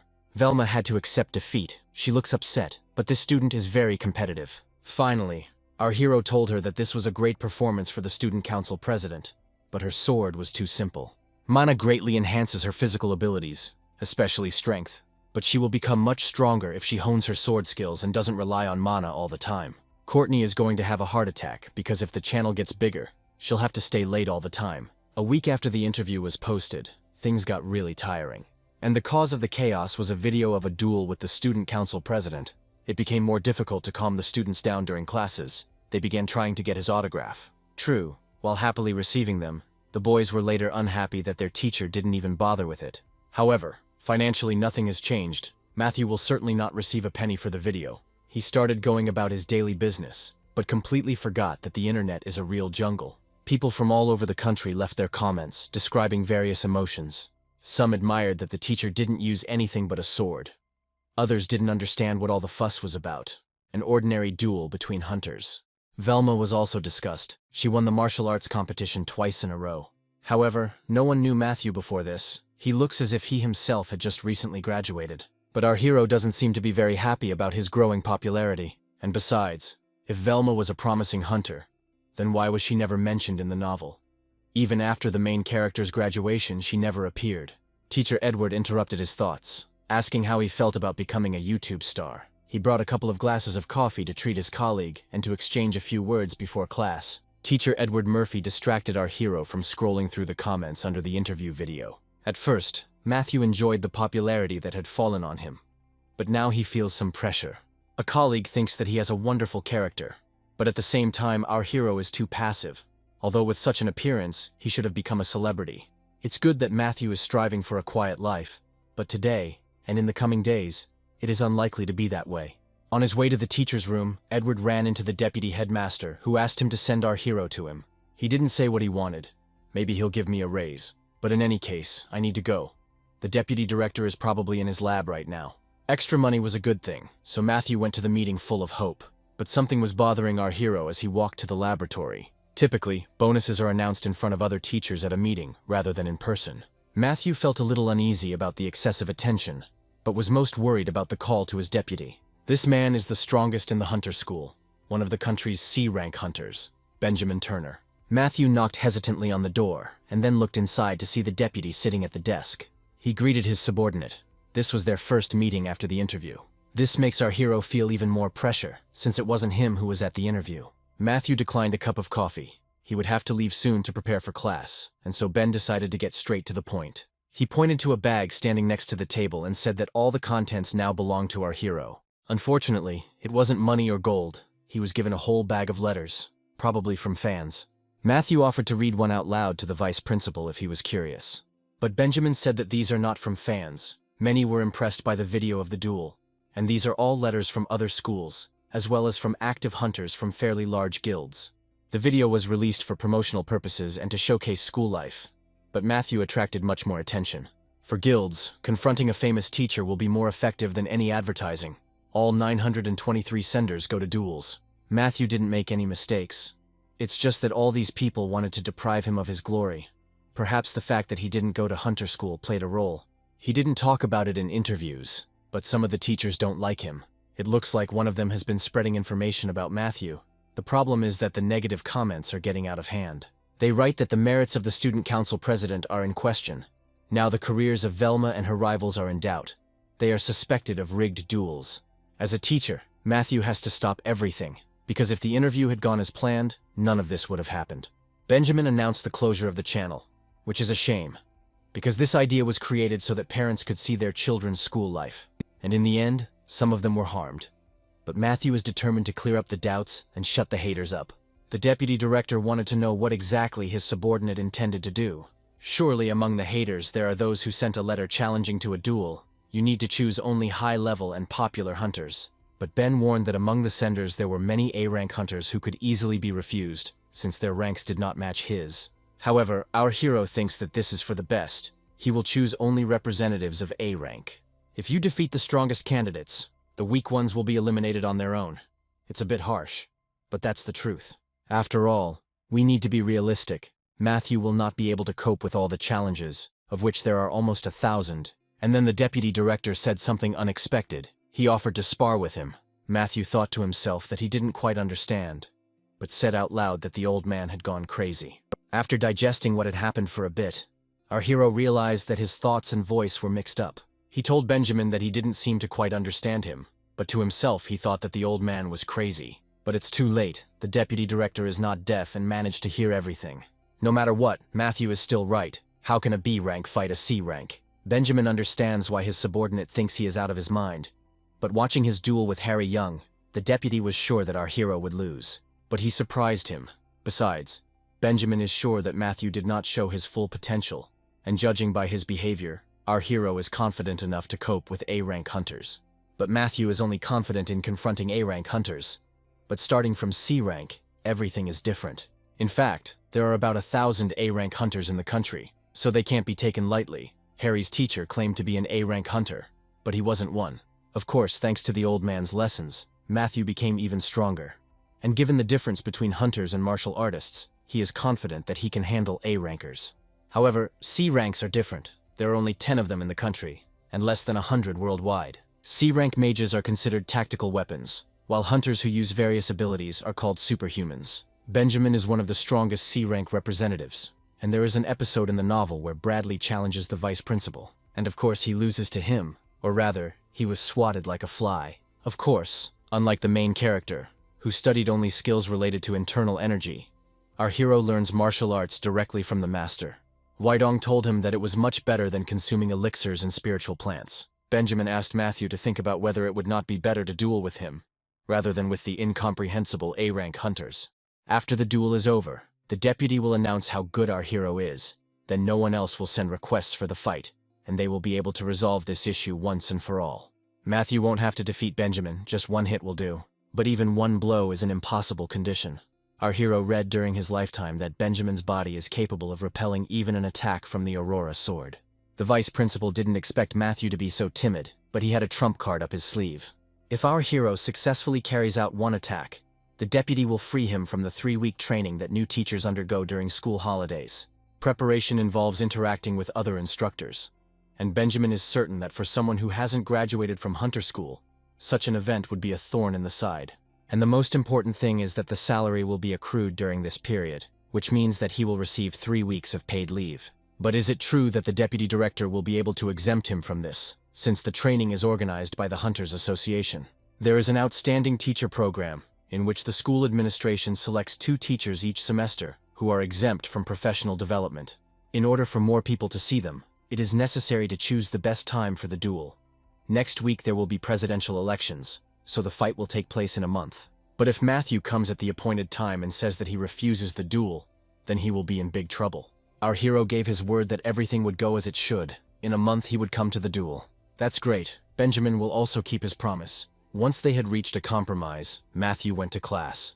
In this month, he needs to find a way to attack the vice principal during the duel. At first glance, the terms offered by Benjamin seem too good. But if you think about it, you realize how reckless this is. A hunter who is not in the major league should be able to land at least one hit on this monster. It would be like getting a star from the sky. You could say Matthew made a deal with the devil, but sometimes you have to do that. His goal is still a comfortable life, but he will not be able to sleep peacefully knowing that his actions have negatively affected someone's fate. The extra chapter opens, and from this point on, the story of Matthew Taylor, the tamer of the deputy director, begins. If such a chapter exists, it can be assumed that he will still be able to strike him. Our hero went to his teacher, confident that the old man knew some way, but was refused. Weidong called him crazy and said that even if he had a dragon on his side, he would still fail. The strength of the Aurora sword is equal to the sword dance skill. It turns out that Matthew needs to master a skill that in their language is called the aura of the sword. There is a limit to everything. How can you defeat an absolute master at the peak of his development? The most our hero can do in his current state is cut a couple of hairs from his chest. Even if Matthew uses all the possible amplifiers, it will not be of any use, but he would like to know what kind of amplifiers they are. These are spiritual herbs or elixirs, although 300-year-old ginseng roots can help one gain power equal to the sword aura. But when the old man realized, he gave the student a good slap on the head so that he wouldn't even dare to cheat. He also said that he won't be as strong as an absolute master, but he might be able to land one hit. But that's exactly what Matthew needs, just one hit. Our hero thanked the old man and quickly rushed away. Weidong asked where he was going. He said that he needed 3 ginseng roots, and they are not cheap. In the outside world, money rules everything, and next week they are going to elect a new president. Our hero goes home but promises to return soon. Meanwhile, Sora was lying in bed and looking at her phone. After leaving the organization, Matthew had never contacted her. Perhaps having become popular, he found himself a girlfriend. She just remembered, and he called. Well, of course, she is sure that he has no one but her. The conversation began with questions about business and activities, but did not smoothly move on to a request. But as soon as Matthew asked to lend him 700,000, the girl hung up. I haven't communicated for so long, and then he showed up with such requests. Of course, Matthew won't be able to find a 10,000-year-old fire carp or a 1,000-year-old ginseng. But as far as he knows, there is wild ginseng in this world. Of all the varieties of ginseng, there is one that can be considered a spiritual plant. This is heavenly ginseng. The problem is its crazy price. For a young plant that is less than 100 years old, they ask from 70,000, and for a plant that is older than 100 years, more than 700,000. Bradley came from a wealthy family and ate ginseng every day, but Benjamin smeared the boy on the ground. Weidong said that this happened because Bradley only ate spiritual plants, but did not absorb their energy properly, while Matthew can only eat one root, after which the master will help him absorb the energy of ginseng. The only problem is money. Now our hero has 2 million, but buying 3 ginsengs will ruin him. He remembered the deputy director's words that if they wanted more people to see them, they needed to choose the best time for the duel. There are presidential elections next week, so the fight will take place in a month, no matter what anyone says. But the best thing about elections is investments. Matthew didn't even think about it because he was dealing with the antagonists and now YouTube. He had been using the knowledge of the novel since day one, so why did he neglect the action? The first thing he did was go to the bank and take out a loan, which was approved. A third-rate writer in his past life, he was blacklisted by every bank, and now Matthew's TV gets a loan. He knows in advance who will win these elections, and can take advantage of this, and then he will pay off the loan he just took out. A few days later, a large delivery of 42 pizzas arrived at the classroom door, addressed to Teacher Matthew. And also, as a thank you for a larger purchase, drinks from the establishment. At first, the students did not understand what was happening. But our hero was so happy with the money he earned that he decided to celebrate it. In the eyes of the kids, he seems so cool that one of the students even shouted out that he wants to become Matthew when he grows up. Over these few days, our hero's assets have grown by 500%. Initially, one person had a huge advantage in the elections, but shortly before the elections, a scandal broke out, and the popularity among the population has sharply increased for another candidate. This is called the miracle of loans and knowledge of information. The boys became interested in what good had happened. They were obviously not just overeating. Our hero said that he was just having a little fun with the stocks, but there is other news. He said that the day before the start of the holidays, he would have a duel with the deputy director. The students decided that their teacher had gone completely crazy. The whole school knows how powerful a monster Benjamin Turner is. No one can even hit him. Of course, our hero is no match for him, but the deputy director said that he only needs to land one blow to win. The students will root for their teacher, even though they are sure that he is going to his death. Now that the presidential election is over, Benjamin will begin spreading word of the duel. The reason Matthew decided to tell the kids everything was to drive a wedge. People needed to know the victory condition for the duel so the deputy wouldn't say anything unnecessary. Successful investments, Weidong's help, now the duel itself remains. All energy will be directed to our hero. After work, having received what he wanted, Matthew went to the mountains to Weidong. He brought him 3 boxes of ramen, 5 boxes of chips, 2 boxes of chocolate, and 2 packs of cola. I bought all the noodles in the store, but I didn't forget to prepare some food for myself. He took out of his backpack a wooden box, purchased with the money from the profit. It contains 3 roots of heavenly ginseng, which are more than 100 years old. Weidong once managed to enjoy a 300-year-old ginseng. These are a little short of that.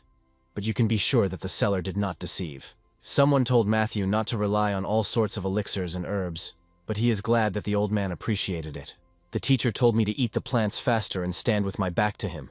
Using his knowledge, he will help to get the maximum benefit and strength from these roots. The energy spreading throughout the body feels like spreading heat. The only ginseng our hero ate in his life was chicken soup. He would never pay huge sums for the plant without need. Instead of trying to resist the energy the old man was pouring into him, he had to accept it. It shouldn't be too difficult since they had learned the same techniques. If the volume of Matthew's internal energy vessel before taking ginseng could hold a few drops of water, now it's like constantly scooping water into it with a bucket. After a few cycles, he stopped doing it altogether, and it felt like he was being washed away by the river. At some point, the old man wanted to ask one question about his financial situation. After all, he somehow managed to accumulate enough wealth to purchase 3 whole roots. This means that Matthew can quit his job and continue to live a dignified life. But he needs to keep trying to become stronger, because he has had several responsibilities lately. He needs to save a colleague who fell into bad company, and because of him, one of his students' reputation suffered. It would be easier to quit and focus on my life, but you can't sleep soundly knowing the whole truth. Weidong muttered to himself that he had not made a mistake in choosing a student, but did not comment. The ginseng turned out to be much better than he initially thought. He could have finished here, but the old man would make a gift for Matthew. It might hurt a little further, but the teacher asked our hero to hold on. Matthew's body was filled with an entire ocean, and it hurt because it felt like it hadn't been blown to pieces. Our hero barely endured all this. He didn't really have much of a choice. Crazy old man. Matthew cursed loudly to himself and out loud too, not understanding what he had done to deserve such torment. Weidong asked to shut up and concentrate. He warned that you need to be patient. Our hero wants to tell him to stop, but because of the pain he can't do it. The internal energy that the old man injects into him is different from the previous one. It was as if there was a wall inside that the teacher was trying to break through. It looks like he's trying to inject energy where there wasn't any to begin with. It had been a long time since Matthew had been infused with such powerful energy. In an instant he felt something crack inside him. Such a young guy's body was so stagnant. Matthew doesn't understand what it was, but he definitely won't survive it a second time. When our hero asked the old man if it was all over, he smiled ominously. Apparently this was just the beginning. Weidong placed his hands on his back again and continued. After some time, our hero came to his senses after losing consciousness due to the smell of food. He immediately jumped up and began to threaten to sue for such bullying. But the old man calmly continued to eat the noodles and praise how delicious the ramen soup was. He didn't even tell what he did with Matthew's body. He just asked him to be patient. However, Weidong had made every effort to help the student, and he couldn't be treated so disrespectfully after that. Once again, he is convinced that he has taken an ignorant bastard under his wing. But then Matthew realized that for the first time in his life, he had managed to dodge the master's blow, and he asked to be hit again. Weidong made a puzzled face. It seemed that due to one successful dodge, our hero gained confidence. Well, now let him try to dodge the next blows. Still, Matthew would like to know what the old man did to his body and what caused such severe pain. The medicinal properties of ginseng were very powerful, so it would be a pity not to reveal them fully. He used them to puncture arteries. Our hero read about this in a martial arts novel. The entire circulatory system runs through the very center of the body. When the internal energy makes a large circle, it passes through the 12 main channels, after which it becomes possible for the internal energy to circulate through the yin and yang veins.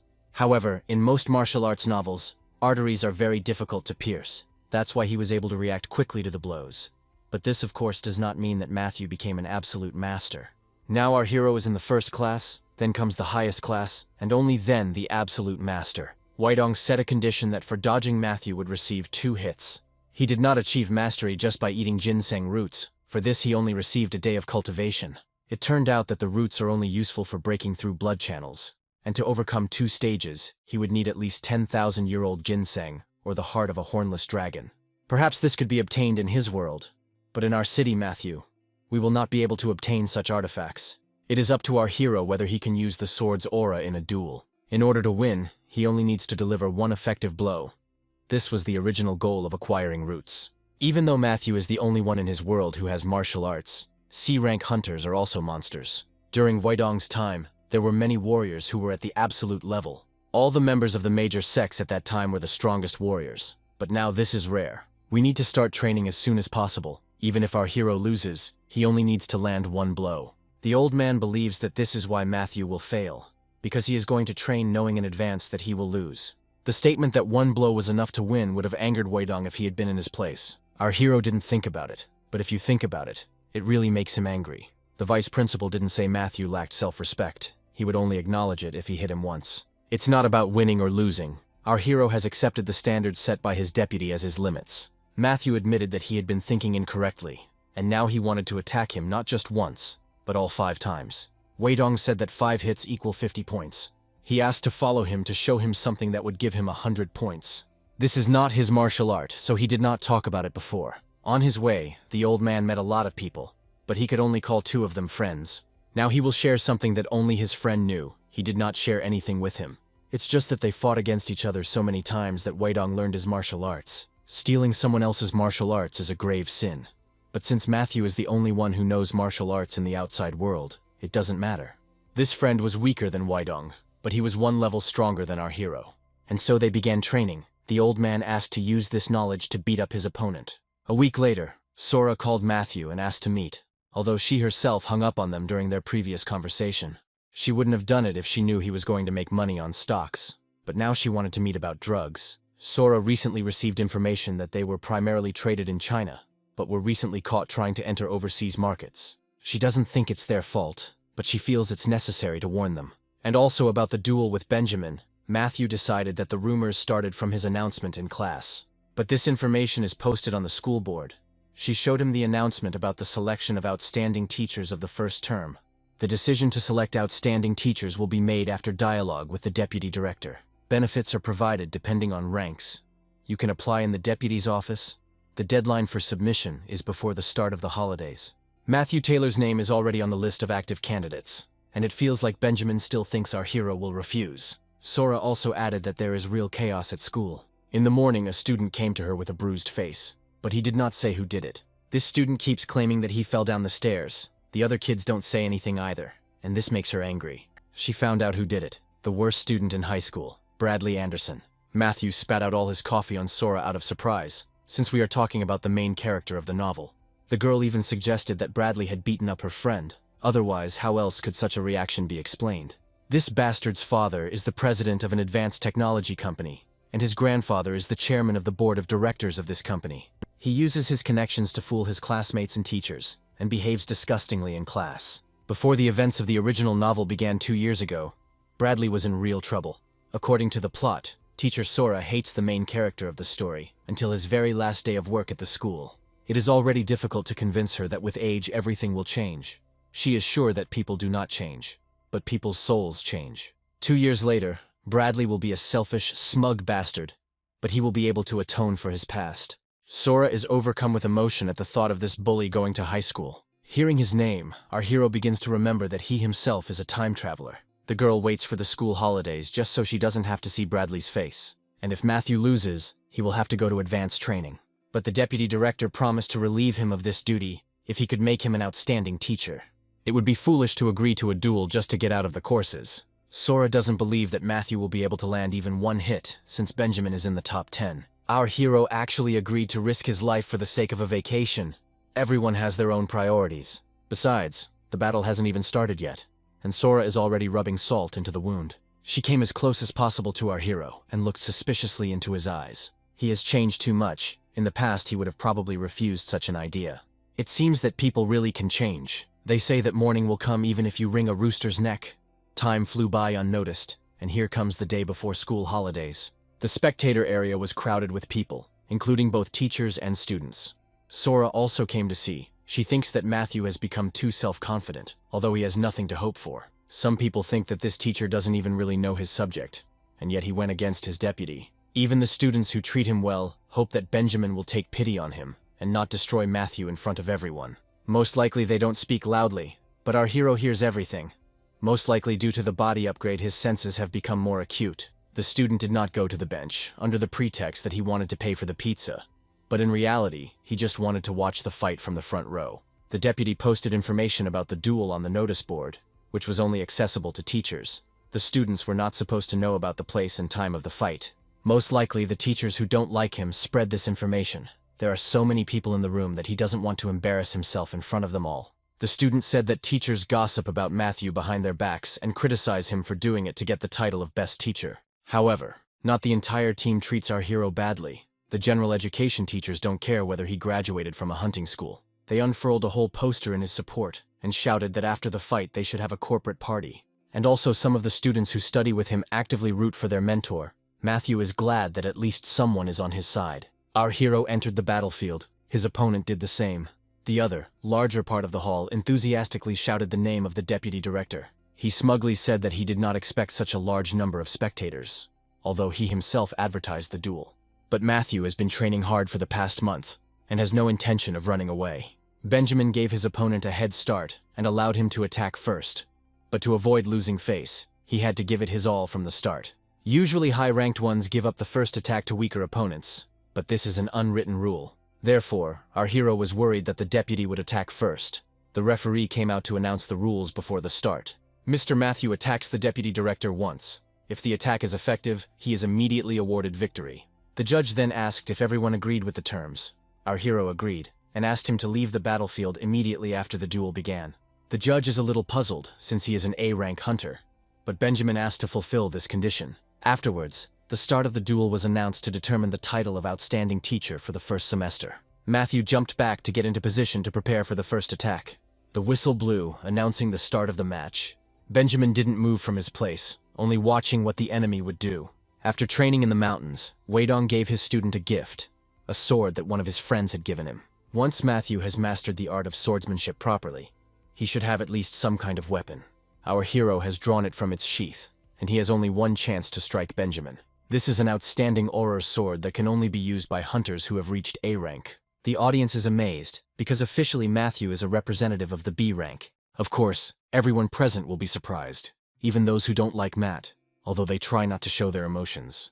The deputy director also appreciated it, but hoped that these were not all the enemy's trump cards. Matthew took a stance and gathered his strength in preparation for the attack. Sword Aura is a skill that only C-rank hunters can use. The public doesn't want to believe it. Maybe it's just a similar ability. Weidong said that Matthew wouldn't be able to use this skill in battle, but the deputy gave him a chance to do so. Usually a weak attacker will use a light attack to test the waters, but our hero is going to put all his strength into the very first strike. Benjamin noticed that the enemy took a long time to prepare to use the skill, which meant Matthew had not yet mastered it completely. This is the martial art of Weidong's friend, When our hero heard the name, he was surprised. Full name, Aura of the Heavenly Demon Sword Art. And the name of the attack, a demonic falling star that brings destruction. Everything became clear from the name. One of Wei Dong's friends and the original owner of this martial art. The legendary great monster, the Heavenly Demon. Matthew was surprised when he heard this. And the old man was surprised that Matthew had heard of his friend. Anyone who has read martial arts novels knows about the Heavenly Demon.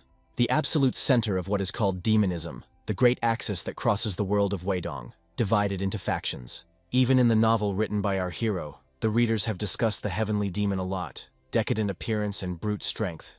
He is quite an attractive character for the public. Nowadays, a heavenly demon can slay dragons or be reborn in the modern world to become a mafia boss or open a bakery. Even those who don't read novels have heard his name at least once. Old Matthew told them that he read about him in some stories about the past. Our hero thought that this old man was so strong that he could kill a dragon. But it turns out that he has a friend who is a heavenly demon.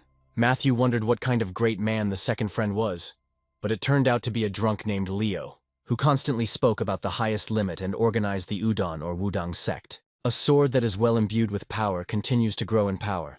A crack being formed as a result of the constant application of new steel to the old. From the crack, myriads of fragments of power fly out like meteors. This is the aura of the Heavenly Demon Sword Art. There is only one barrier left to protect the spectators, and the staff is putting all their efforts into it so that it does not collapse. Harry's friend realized that her colleague had not lost due to weakness, because now Matthew had almost destroyed the triple protection they had put in place for the deputy with one blow.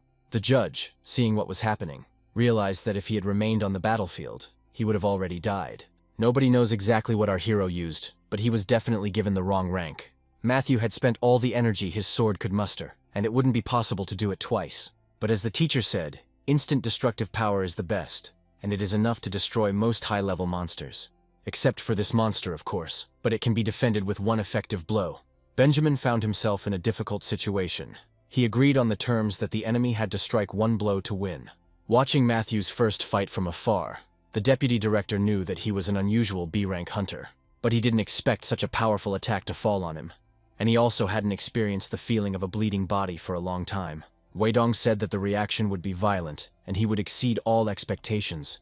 In a world without martial arts, such skills are extremely rare. However, the attack was so effective that Benjamin seems unwilling to end the fight. But it would be hard to argue with the power of the blow with such a shabby appearance. The deputy agreed to the conditions, but decided to back out. It seems he didn't think things would go that far. There are 10 holes in Benjamin's clothes, which means Matthew has already fulfilled his promise 10 times. The deputy did not deny it. But how can one end the fight at the most interesting point? And there were quite a lot of spectators, it can't end so quickly. The deputy director was so desperate that he decided to use children. But our hero is not sorry. From now on, he will not receive challenges to duels. He has achieved his goal, so it's time to finish. Victory for Matthew. It seems Benjamin is intent on ending the chatter and getting down to business. He acknowledges the strength of his opponent, but he also has social status. Now that the duel issue has been resolved, we can put on a show and entertain the audience. Benjamin demonstrated his hyper-regeneration skill. The bleeding stopped. He noted mockingly that it was only one effective blow, but now he was completely fine. The public doesn't particularly like the actions of the deputy. This is the tyranny of a C-rank hunter. But he doesn't care about image. Ben wants to see what else our hero is capable of. If Matthew refuses, the deputy will be even more lenient towards him. But his legs are shaking and his arms have no strength left. Thanks to the artery clearing, he recovered a little. But the skill he used earlier is the limit of his capabilities at the moment. There is reason to believe that Matt will not escape his fate of being beaten. Even if Benjamin hits with half his strength, our hero won't be able to parry it. Zam simply gave a push to move, and thereby destroyed the arena. In an instant he was behind Matthew, so fast that it was difficult to react in time. If this were a fight to the death, our hero would already be dead. He lost consciousness. Matthew opened his eyes already in the medical center. Before the blow, he even thought that he would again have to meet the Lord of Hell. Our hero was really knocked out, but despite that it was fun. At that moment, the deputy director attacked from behind and the fist was very close. Matthew remembered the advice of the crazy teacher to sacrifice bone to save flesh, and blocked the blow not with his sword, but with his hand. Despite the internal energy, the pain was accompanied by the sound of breaking bones. Our hero clenched his teeth and swung his sword, cutting the deputy. It felt like he was cutting steel instead of flesh. But before he was slammed into the floor, he could clearly see a cut on his shoulder. A small but distinct wound. Of course, the cut was no more than 3 centimeters long. But he'll have to admit that Matthew managed to land a hit. He's ready to do anything for a paid vacation. The curtain was pulled back by Nurse Bella, who realized from the quiet giggles that the patient had woken up. 4 hours have passed since Matthew fainted, and he doesn't remember this girl appearing in the novel. Our hero thanked her for her help, and because of this, she most likely had to stay late at work. She used magic to restore the shattered bones, but it would take a couple more hours of lying down before her senses returned. This is the healing that our hero read about. He thought it was universal, but it turns out that it has such inconveniences. The vice principal personally asked her to take care of Matthew, and Bella lives in the dorm anyway. To be honest, her father told her to come back after curfew, but she decided to stay. The girl became very interested in the teacher Matthew Taylor. Our hero was more surprised not by the interest shown, but by the fact that Bella is the deputy's daughter. No one at school knows about this. During their short conversation, Matthew blurted out that Ben was an upstart, but the girl promised not to tell her father about it.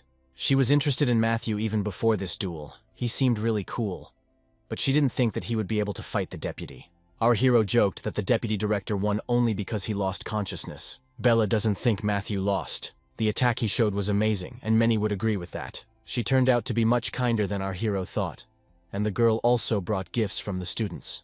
Only there were no fruits there, but letters. The guys wrote that, although he lost, he fought well. There was even a letter from Edward's teacher, inviting him to have a drink when he came to his senses. After some letters, our hero even had favorites in class. And then he saw in this stack what he had originally started all this for, not counting the vacation. A letter of thanks from Velma, the student council president. That's enough. There is really no feeling of defeat. The main thing is to get relief from preparation. Matthew told Bella about the deal with her father about a 3-week vacation for winning, but she said that these tasks were quite interesting. Our hero did not attend a school for hunters, so he felt that his presence there would be out of place. However, the girl noticed that not everyone at this school dislikes him. She is looking forward to the next semester, and he doesn't understand how one can be treated with disdain just because he doesn't have a diploma from a hunting school. She'll have to get used to the fact that she's the deputy director's daughter, but at least Matthew has a new friend. Thanks to a miraculous healing, our hero recovered within a day, and the next day he was able to attend the school assembly. Fortunately, Benjamin kept his word and declared Matthew the outstanding teacher of the first term. Of course, there were also some dissatisfied individuals who did not understand how a teacher who was clearly weaker than them could become an outstanding teacher. Since Matthew was the only one the vice principal challenged to a duel, he had no choice but to give the award to him. Something curious also happened that day. Our hero received congratulations from colleagues who had never even greeted him before.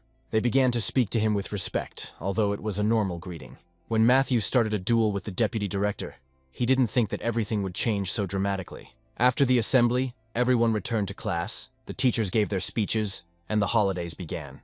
A relative of one of the students owns a boarding house on the island, so the boys invited Matthew, the teacher, to go to the sea with them. However, our hero was not so attached to them. He refused because he has his own life. Subsequent persuasion also did not yield results. His decision is the last one. Matthew has things to do, and the students can do whatever they want during the holidays. Our hero finally received a reward for the duel with the deputy director, and now it's time to have some fun. During the holidays, he decided to start a small business.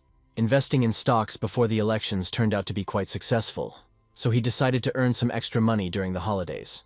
The reason for this was his almost zero bank account. The payment of the loan he took out for investment turned out to be decent, taxes and interest, plus food for the old man. He invested most of his earnings into Bradley's father's company, so now he has practically nothing left. In times like these, it is necessary to find an additional way to earn money, and portals will help with this. While Matthew was lying in the infirmary after the fight with the deputy, thanks to Bella, he found out the schedule of the other teachers. She said that most likely the majority of teachers of practical disciplines will earn money on portals during the holidays. Teachers' salaries are not that big, so everyone has to earn money on the side. Of course, because Matthew didn't graduate from hunter school, he was something of a porter, so he doesn't know how much they pay there. Bella was surprised that such a strong ally was not allowed to fight monsters. She suggested going to the portal together, thereby strengthening their friendship. Besides, Wydong will be pleased if his student can buy more treats. Besides Bella, there will be someone else on the team, and our hero is also a little nervous before he gets to a place he has only read about. Knowledge of healing magic is probably very useful in raids.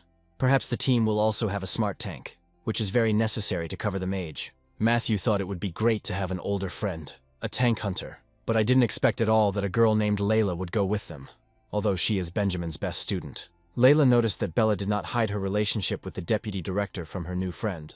Later, from the conversation, she realized that this was the very object of the latest gossip.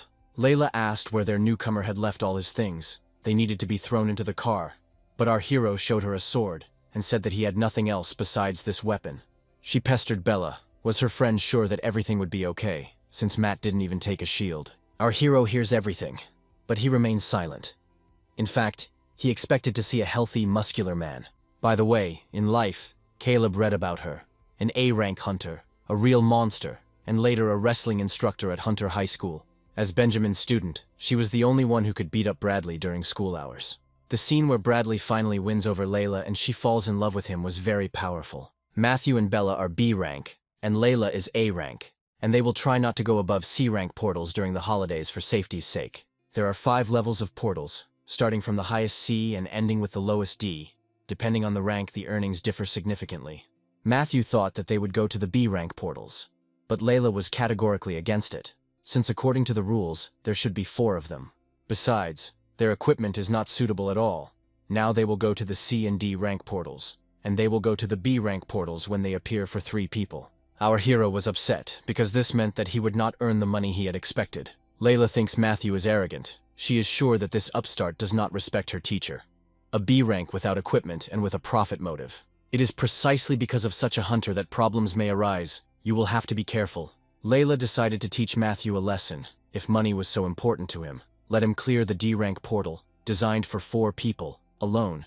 Then he would take all the payment for himself. And if he succeeds, she will consider a sortie into the B rank portal. Matt agreed without a second's hesitation, which infuriated her even more. It may seem funny that a B rank hunter can't get into a B rank portal, but it's probably not for nothing that they're designed for 4 people.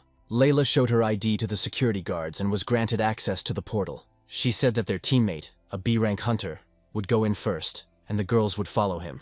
When Matthew sees the portal, he has a feeling that there will be a swordmaster eating noodles sitting inside. Layla said that they had 1 hour to do everything, and if our hero couldn't clear the portal during that time, she and Bella would join him. Matthew has never fought monsters before, so this is a great opportunity, and his new acquaintance turns out to be more sociable than he thought while reading the novel. Bella warned that even though the portal was D rank, it was designed to be cleared by 4 hunters. In the world of the novel, the first portal Bradley went to was D rank. He had the same sword as our hero, received from Wydong. Thanks to the fight with Harry's teacher, Matthew was able to practice martial arts. Probably now he knows enough to be able to defend himself. It seems like a quiet life is going further and further away. Well, no matter how you look at it, he is still Matthew, an instructor in the art of swordsmanship, and he already seems to have fit into this world. Our hero heard that there was boiling lava and deserts inside the portal, but mountains were the most commonplace. Once on the other side, he saw a stunning landscape. The blue area around the portal is a safe zone, so it is unlikely that it will be attacked from below. Since this is a mountainous area, he won't encounter undead monsters or strange mages, but is more likely to encounter natural monsters. Matthew decided to start with those closest to him, so that he could find his prey more easily and would increase his senses. Monsters with a good sense of smell can detect its location, but it is best to announce your presence to everyone. Just below the rocks in the forest, Matthew sensed 3 large individuals. Our hero always feels like prey when he's around Wydong, but now he's going to become a predator. Matthew began clearing the first portal after entering the novel's world. The monsters immediately sensed his approach and screamed, declaring war. Monsters of large size, also possessing high speed. They climb trees well and make unpleasant cries. Giant monkeys, weak compared to other monsters of their class. They have a low drop rate of magic stones, which makes these monsters not the most attractive prey for hunters. In the novel, monster skins sell for mere pennies, not worth the effort of trying to catch these creatures. Ordinary hunters would be content with what they had. Without much effort, Matthew cut off the head of the first giant ape. Before that, he heard that the price of 1 magic stone was 200. The thought of how many stones can be collected in this forest excites Matthew. He enjoys the holidays. Giant apes are quite smart. When they decide that they cannot win, they immediately climb trees and run away. The skin of monkeys is thick enough to be used as armor. Moreover, these creatures are very fast. An ordinary D-rank hunter would not be able to cope with this combination. But today our hero is going to turn this dungeon into hell. He doesn't know the exact price for 1 skin, but all the money for the sold loot will be his. By the way, seeing monsters in real life is a bit disgusting. They are much more vile than in the novel. Fortunately, Matthew got acquainted with some materials at the academy. After blood got on his face and some in his mouth, he couldn't hold back and the breakfast came out. Even the monsters turned around and were a little stunned. Matthew didn't stop for a second. Covered in blood, snot, and vomit, he continued to run after the prey. The thing is, at the very beginning he strengthened his senses of perception, so he feels the disgusting smell of blood very well. Everything turned out much worse than he thought. He will have to get used to all this before the next portal. The military outside noticed that something strange was happening with the portal. Before one of them went to lunch, the portal was blue. But now it's indigo, which means A rank. They need to contact the commander urgently, as the hunter has already entered. The soldiers themselves cannot go inside and check if everything is okay, because if they are attacked, it will be the end for them. After all, they are ordinary people and do not have the same powers as hunters, especially A-rank ones. Hearing the guards panic, Bella decided that they needed to go after Teacher Matthew immediately. However, Layla, who always follows the rules, stopped her, saying that she first needed to contact the Hunters Association. The portal suddenly increased by several levels. Bella is sure that Matthew is not able to clear such a portal. Her friend reassured her by reminding her that portals change their ranks for certain reasons. This can happen if the monsters in the portal have evolved by repeatedly eating each other, in which case the rank does not increase dramatically, except in special circumstances. The second reason is that the dungeon evolves by eating hunters who enter the portal. In this case, the characteristics of the eaten hunter can influence the creation of a unique, never-before-seen object. A sharp increase in level usually occurs in the second case, so Layla is sure that there is no point in running after Matthew. It's been over an hour since Matthew left, so she suggests that Bella be realistic about the situation. Now Layla feels guilty. She shouldn't have sent him alone. She talked about safety, but in the end she created such a danger. Trying to make up for her mistake, she suggested that her friend wait in the safe zone while she tried to find him. Besides, she thinks that's what her teacher would have done. If Bella insists on going with her, Layla will knock her out. She promised that she will return immediately if she senses something is wrong. The girls convinced the soldiers that they would not do anything dangerous, but would just check if their comrade was alive. One of them still wanted to dissuade them from this, but the second allowed them to pass. After all, Layla is Benjamin's student. The worst thing that can happen is if Matthew has already encountered a boss that requires at least 4 A-rank hunters to defeat. Most likely the boss will be a giant poisonous spider, or a giant snake, or an ancient orc. If he is very unlucky, he will come across a man-eating ogre nicknamed Nightmare.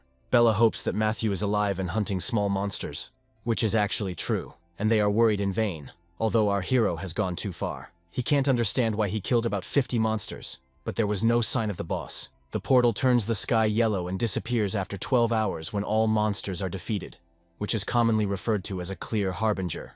The area is so huge, Matthew knew that there would be a monster here, but no matter how much he thought, it was strange. In the D-rank portal he met an A-rank creature, an ogre nicknamed Nightmare. If 3 A-rank hunters go against him, one of them will definitely die. In the case of 4 hunters, one will leave the portal with serious injuries, so at least 5 hunters are needed to kill the ogre. The main character of the novel had a story when he was assigned the wrong portal in which he encountered an ogre. The monster was 2-headed. Such could only be found in a C-rank portal. Matthew believes that he can handle such a monster, but he will have to fight differently. He is very dangerous. Hard bones and highly elastic tendons make the monster mobile, and the skin is so thick that it can only be cut by the aura of a sword. This ogre is a monster of a different class. The loot from it will be significantly different. Before using the sword's aura, it is recommended to master your power. He did it with 1 punch. If the monster hits 10 more times, a crater will form here. But our hero doesn't worry too much about this. All he thinks about is the price of the stone that will fall from the ogre. According to Matthew's recollections, it costs a whopping 7,000, and our hero is drooling. He concentrated and used the aura of the heavenly demon sword art, demonic falling ride. Meanwhile, Layla, full of guilt and despair, runs on the tracks, hoping for the best, but also prepared for the worst. And Matthew is in ecstasy with anticipation of the dough. Layla rushed towards the forest, not knowing how far her ally had gone from the safe zone. On the way, she came across a large number of corpses of giant monkeys. The tracks never end. A whole path has formed from the corpses. There was a chase between the hunter and the monsters. And in addition, in some places, there was also vomiting. She decided that Matthew had simply been running away all this time, and that he was sick with fear, and she felt even more guilty, thinking that she had abandoned him to his fate. Although there are too many strange things in her guesses, every corpse she found along the way was killed in the same way. All of them decapitated with a perfect cut. Giant apes are the fastest monsters in their class. They have fairly tough skin and hard bones, and they usually hunt in packs, making them extremely difficult to kill one by one. Even the sharpest swords can't pierce monsters so easily, but if Matthew used the sword's aura, why is this person a B rank? In this case, it turns out that her comrade did not run from the monsters, but chased them. But in that case, it is unclear why he threw up on the way. Layla felt a moment of relief when she saw all these corpses. She even had hope that Matthew was alive. But a roar from the forest immediately destroyed her confidence. It was the same ogre she had not wanted to meet. She immediately recognized who this roar belonged to. An A-rank monster nicknamed Nightmare. His roar alone is enough to make most hunters go into a stupor. As soon as they come to their senses and start running away, the same end awaits them all. The ogre's huge legs destroy everything around him, and in terms of speed, he can outrun even a giant monkey. Layla is sure that there is nothing to see there. Matthew's death is obvious, so they need to hurry and get out of here. But just as she wanted to turn back, she heard a second roar. They usually don't roar without a reason. Perhaps this roar marked the beginning of a battle.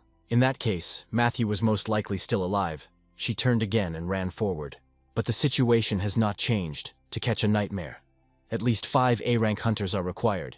Even if the girl joins our hero, it will not change the result. A little more and Layla will go crazy. She does not understand why she is running forward. If she returns to the portal, she will be able to return home safely. If Matthew dies, there is a small chance that an ogre will chase her, but she will survive because Bella is waiting for her in the safe zone and she will help. And if she leaves right away, she won't be able to look her friend in the eyes, knowing that she didn't even try to save her friend. Talk of safety and sanity, and now a lack of understanding whether to run forward or backward. Layla is completely conflicted today. Running to the spot, she began to try to shout to Matthew. She screamed, hoping that he was hiding somewhere and she could grab him and run to the portal. But as soon as Layla ran out of the forest into the open space, she saw something she didn't expect. Matthew had no intention of hiding or retreating. In the clash with the ogre, he held the upper hand. What she saw was like a dream, a boundless, magnificent sight. There was no fear, no doubt, but rather madness and excitement on Matthew's face. He gathered strength in his sword and struck with incredible force. The ogre's huge carcass, cut, flew back. Ogre skin has extreme protection instead of regenerative abilities. Even the Aurora sword can't cope with this defense, but now the ogre's body is torn like paper. When Bella told her friend about Matthew's skills, she didn't believe her. But now she sees that it is definitely the aura of the sword. When our hero noticed Layla, he asked why she was here. It seemed to him that an hour had not yet passed. He didn't want to keep the girls waiting, so he decided to clear the dungeon in accelerated mode, and then suddenly the boss appeared. Layla wanted to know who the person was who had such power. Our hero didn't really understand that he had done something so amazing, so he started muttering that the skill wasn't perfect yet, but he had to use it. And also, he didn't even realize that the portal had risen in rank, so he said that he understood why Layla insisted on going to low-rank portals. In addition to the magic stone from the ogre, it will be possible to sell byproducts. Now Matthew is only interested in how much money he can make from such a giant. And suddenly Layla realized that our hero had a weak stomach, so he threw up all the way. Matthew complained that he had been vomiting for an hour, even the sky had turned yellow. But the girl said that it was turning yellow because the dungeon had been cleared. Before they exit the portal, our hero asks Layla to say that she defeated the ogre. She didn't understand why he was trying to take credit for his accomplishments. But Matthew explained that he didn't like to attract attention. He became a hunter not long ago. Moreover, he does not have the appropriate equipment. If people find out that someone like him killed an ogre, there will be a fuss. Layla apologized for being rude and admitted that she had initially formed the wrong opinion of him. She said that she was sure he had reasons for not standing out. It is unknown whether the others will believe it, but they will say that it was she who robbed him. As a sign of reconciliation and the beginning of cooperation, the girl extended her hand. However, she did not leave for a moment. Matthew's hand is covered in blood, shit, and vomit. Even flies have gathered around. Completely unnoticed, she quickly put her hands behind her back. The A-rank portal has been completely cleared and it's time to go get payment. In the safe zone, Bella was waiting impatiently for the two of them. She was completely exhausted, not knowing what to think. She even thought about running after him. But her comrades finally emerged from the forest safe and sound. Bella rushed to hug Matthew as soon as she saw him, and Layla bowed her head and continued to apologize. But a moment passed before a terrible smell interrupted the desire to touch our hero. Only after the explanation did Matthew realize that he had been declared dead due to a sudden portal failure. He can't imagine what he would feel if he were in their place. Layla heard the roar and ran to help, which means she had good intentions. Our hero decided to apologize for disturbing them and thank them for deciding to help him. The girls asked Matthew if he knew a company that handled mascara disposal, but since it was his first hunt, he pretended that he hadn't hunted in a long time and had forgotten. Coming out of the portal, our hero was delighted by the fresh smell of phytoncides. The air inside the portal is very different from normal air. The military cordoned off the portal. Matthew did not understand what happened. The soldier turned him into a path and informed him that a message had been received that the portal had changed its rank from D to A.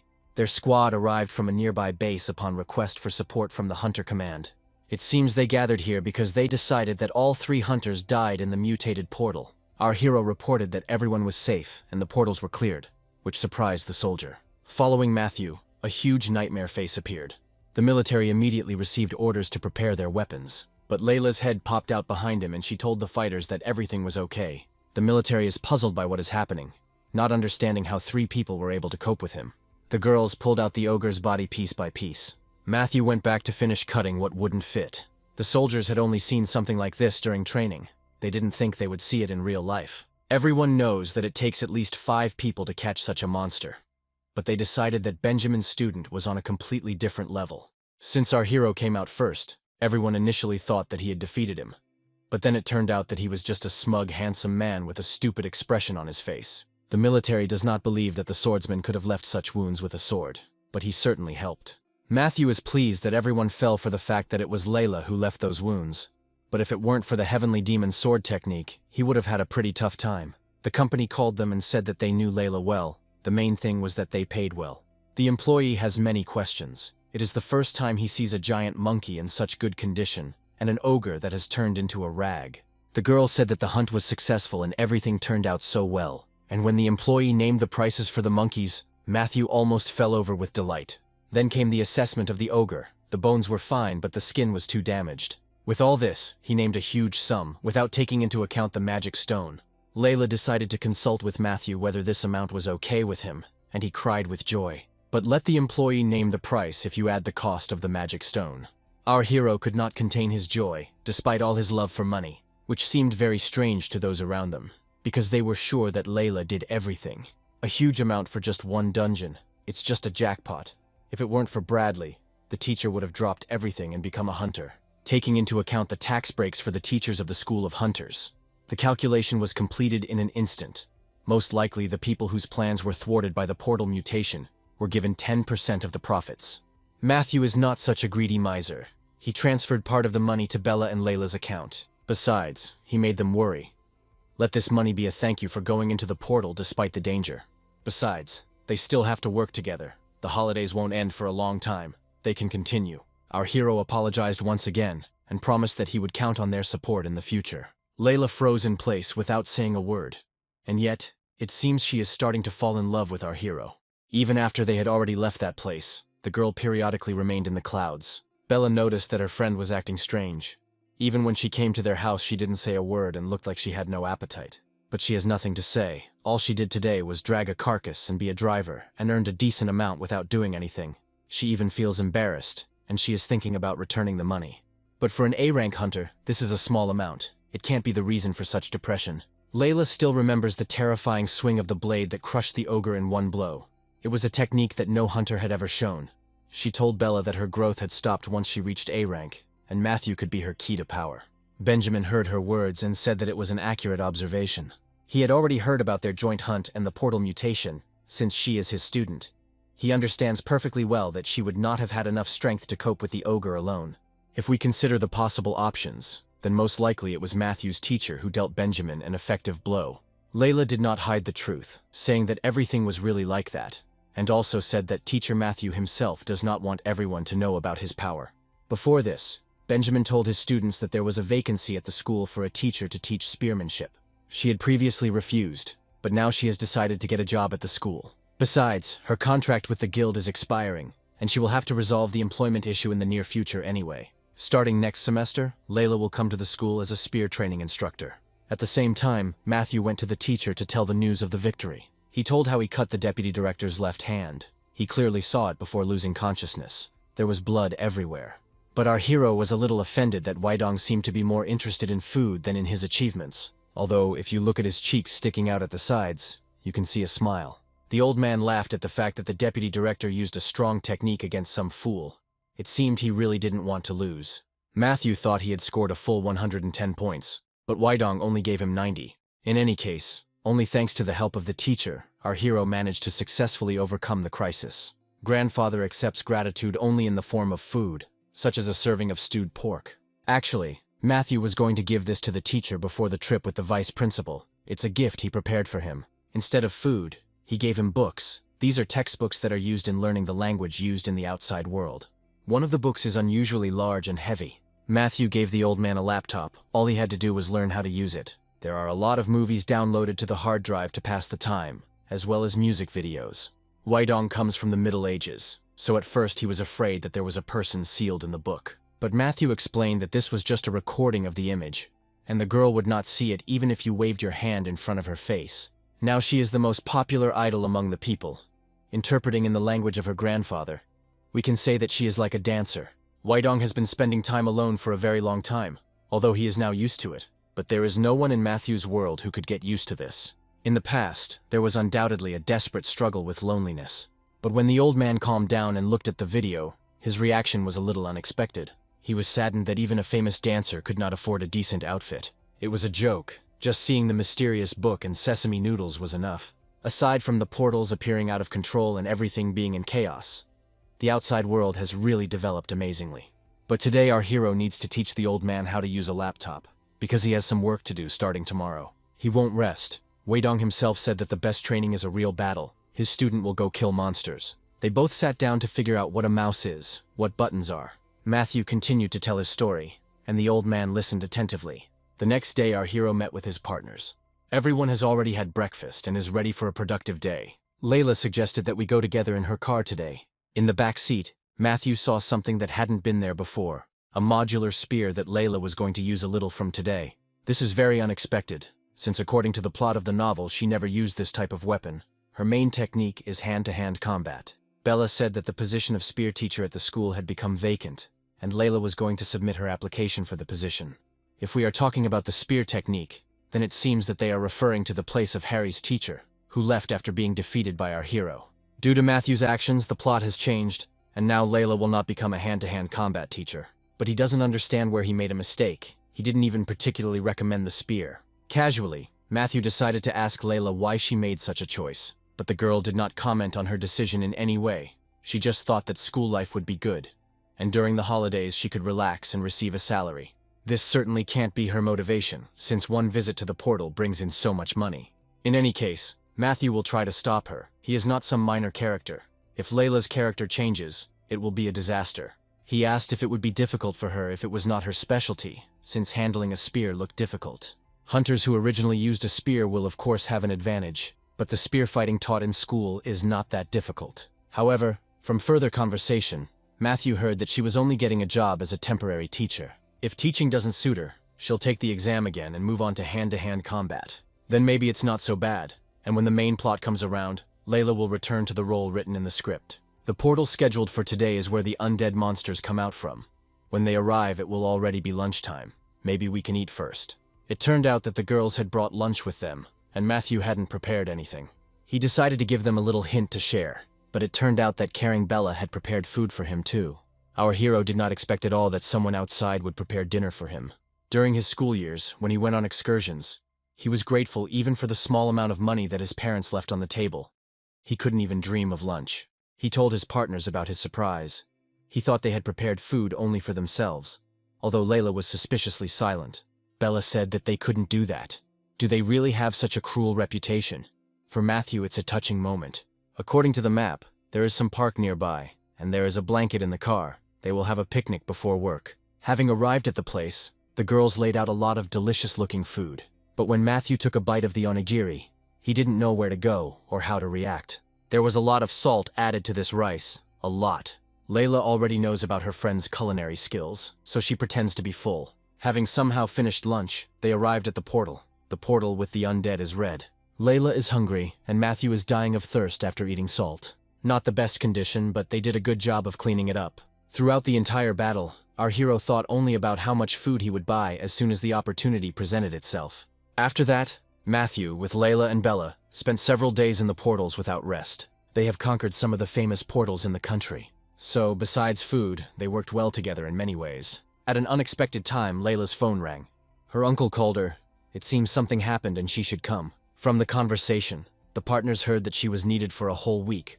Something about a rank A portal and an urgent situation. Matthew pricked up his ears. It also said that if Bella was needed, support could be organized from the rear.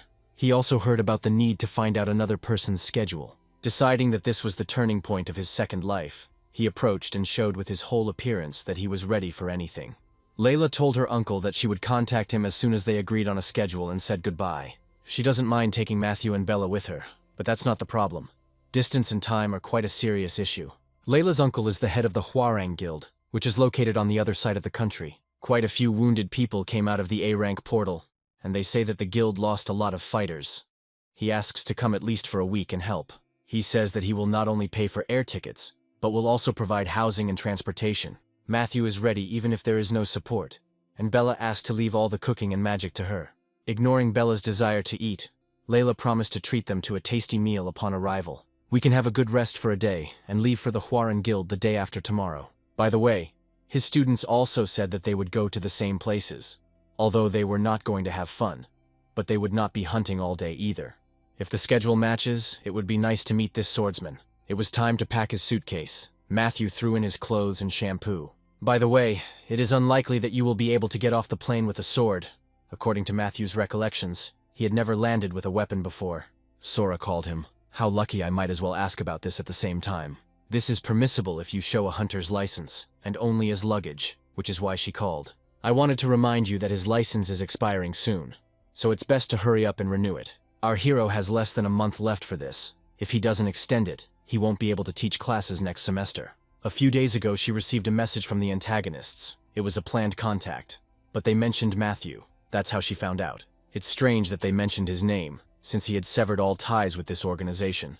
Our hero made a big splash on YouTube, and during a sparring session with the deputy director during the start of the holidays ceremony. Although the video has already been deleted and filming was prohibited during the sparring with Benjamin, there are dozens of posts by students on the internet. Most people simply don't believe in the aura of the B-rank hunter ball, and decided that the students were exaggerating, so it didn't become a big topic of discussion.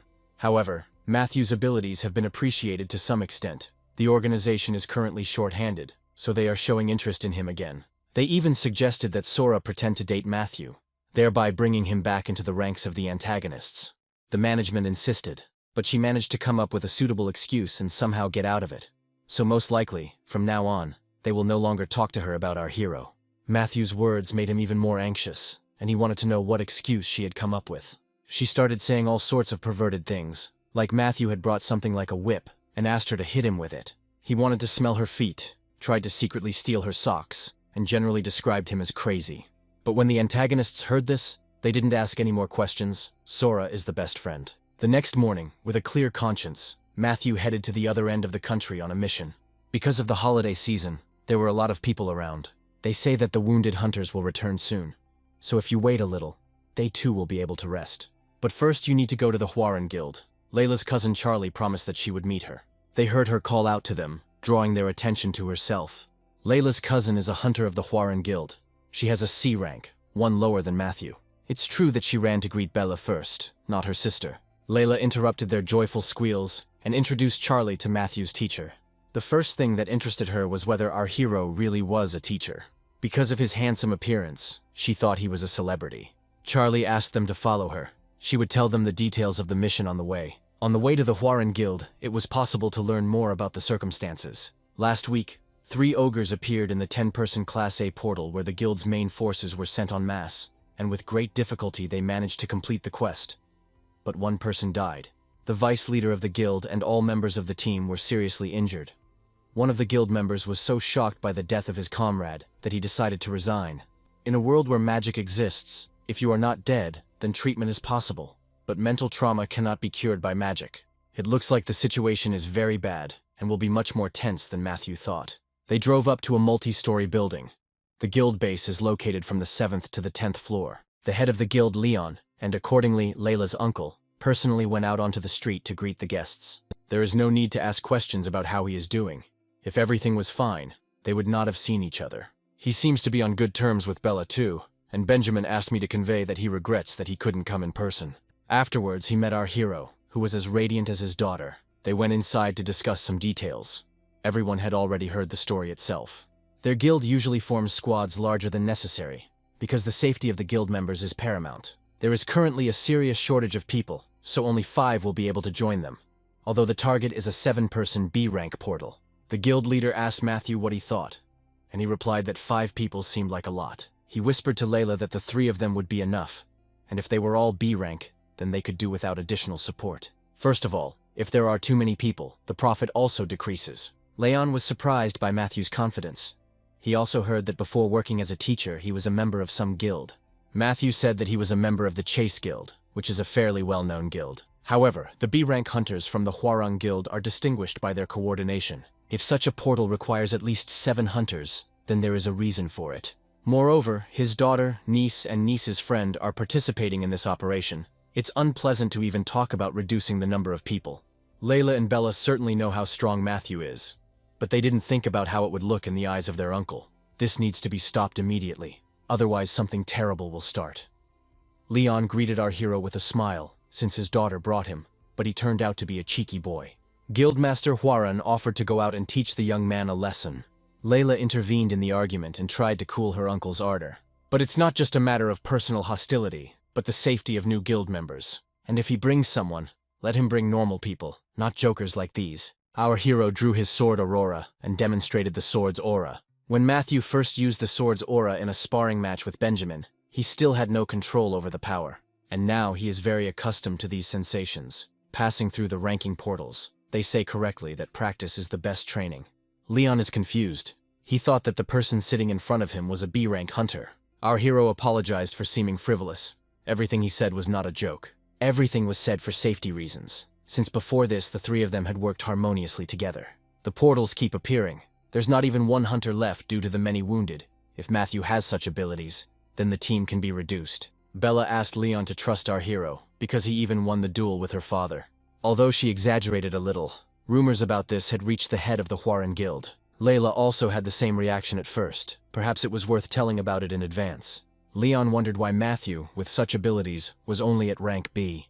To pass the A-rank certification, you need to clear the B-rank portal at least 100 times. But unfortunately, foreign experience is not counted, so it is a bit lacking. This year our hero will only renew his license. To avoid any misunderstandings, Leon recommended that you immediately undergo verification as soon as you fulfill all the conditions. Portals are a real practice, although their team has good physical training. The fact is that they do not meet the requirements for passing the A-rank certification.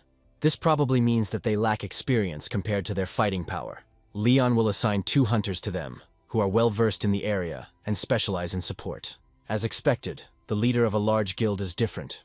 He realized that Matthew lacked experience and compensated for it.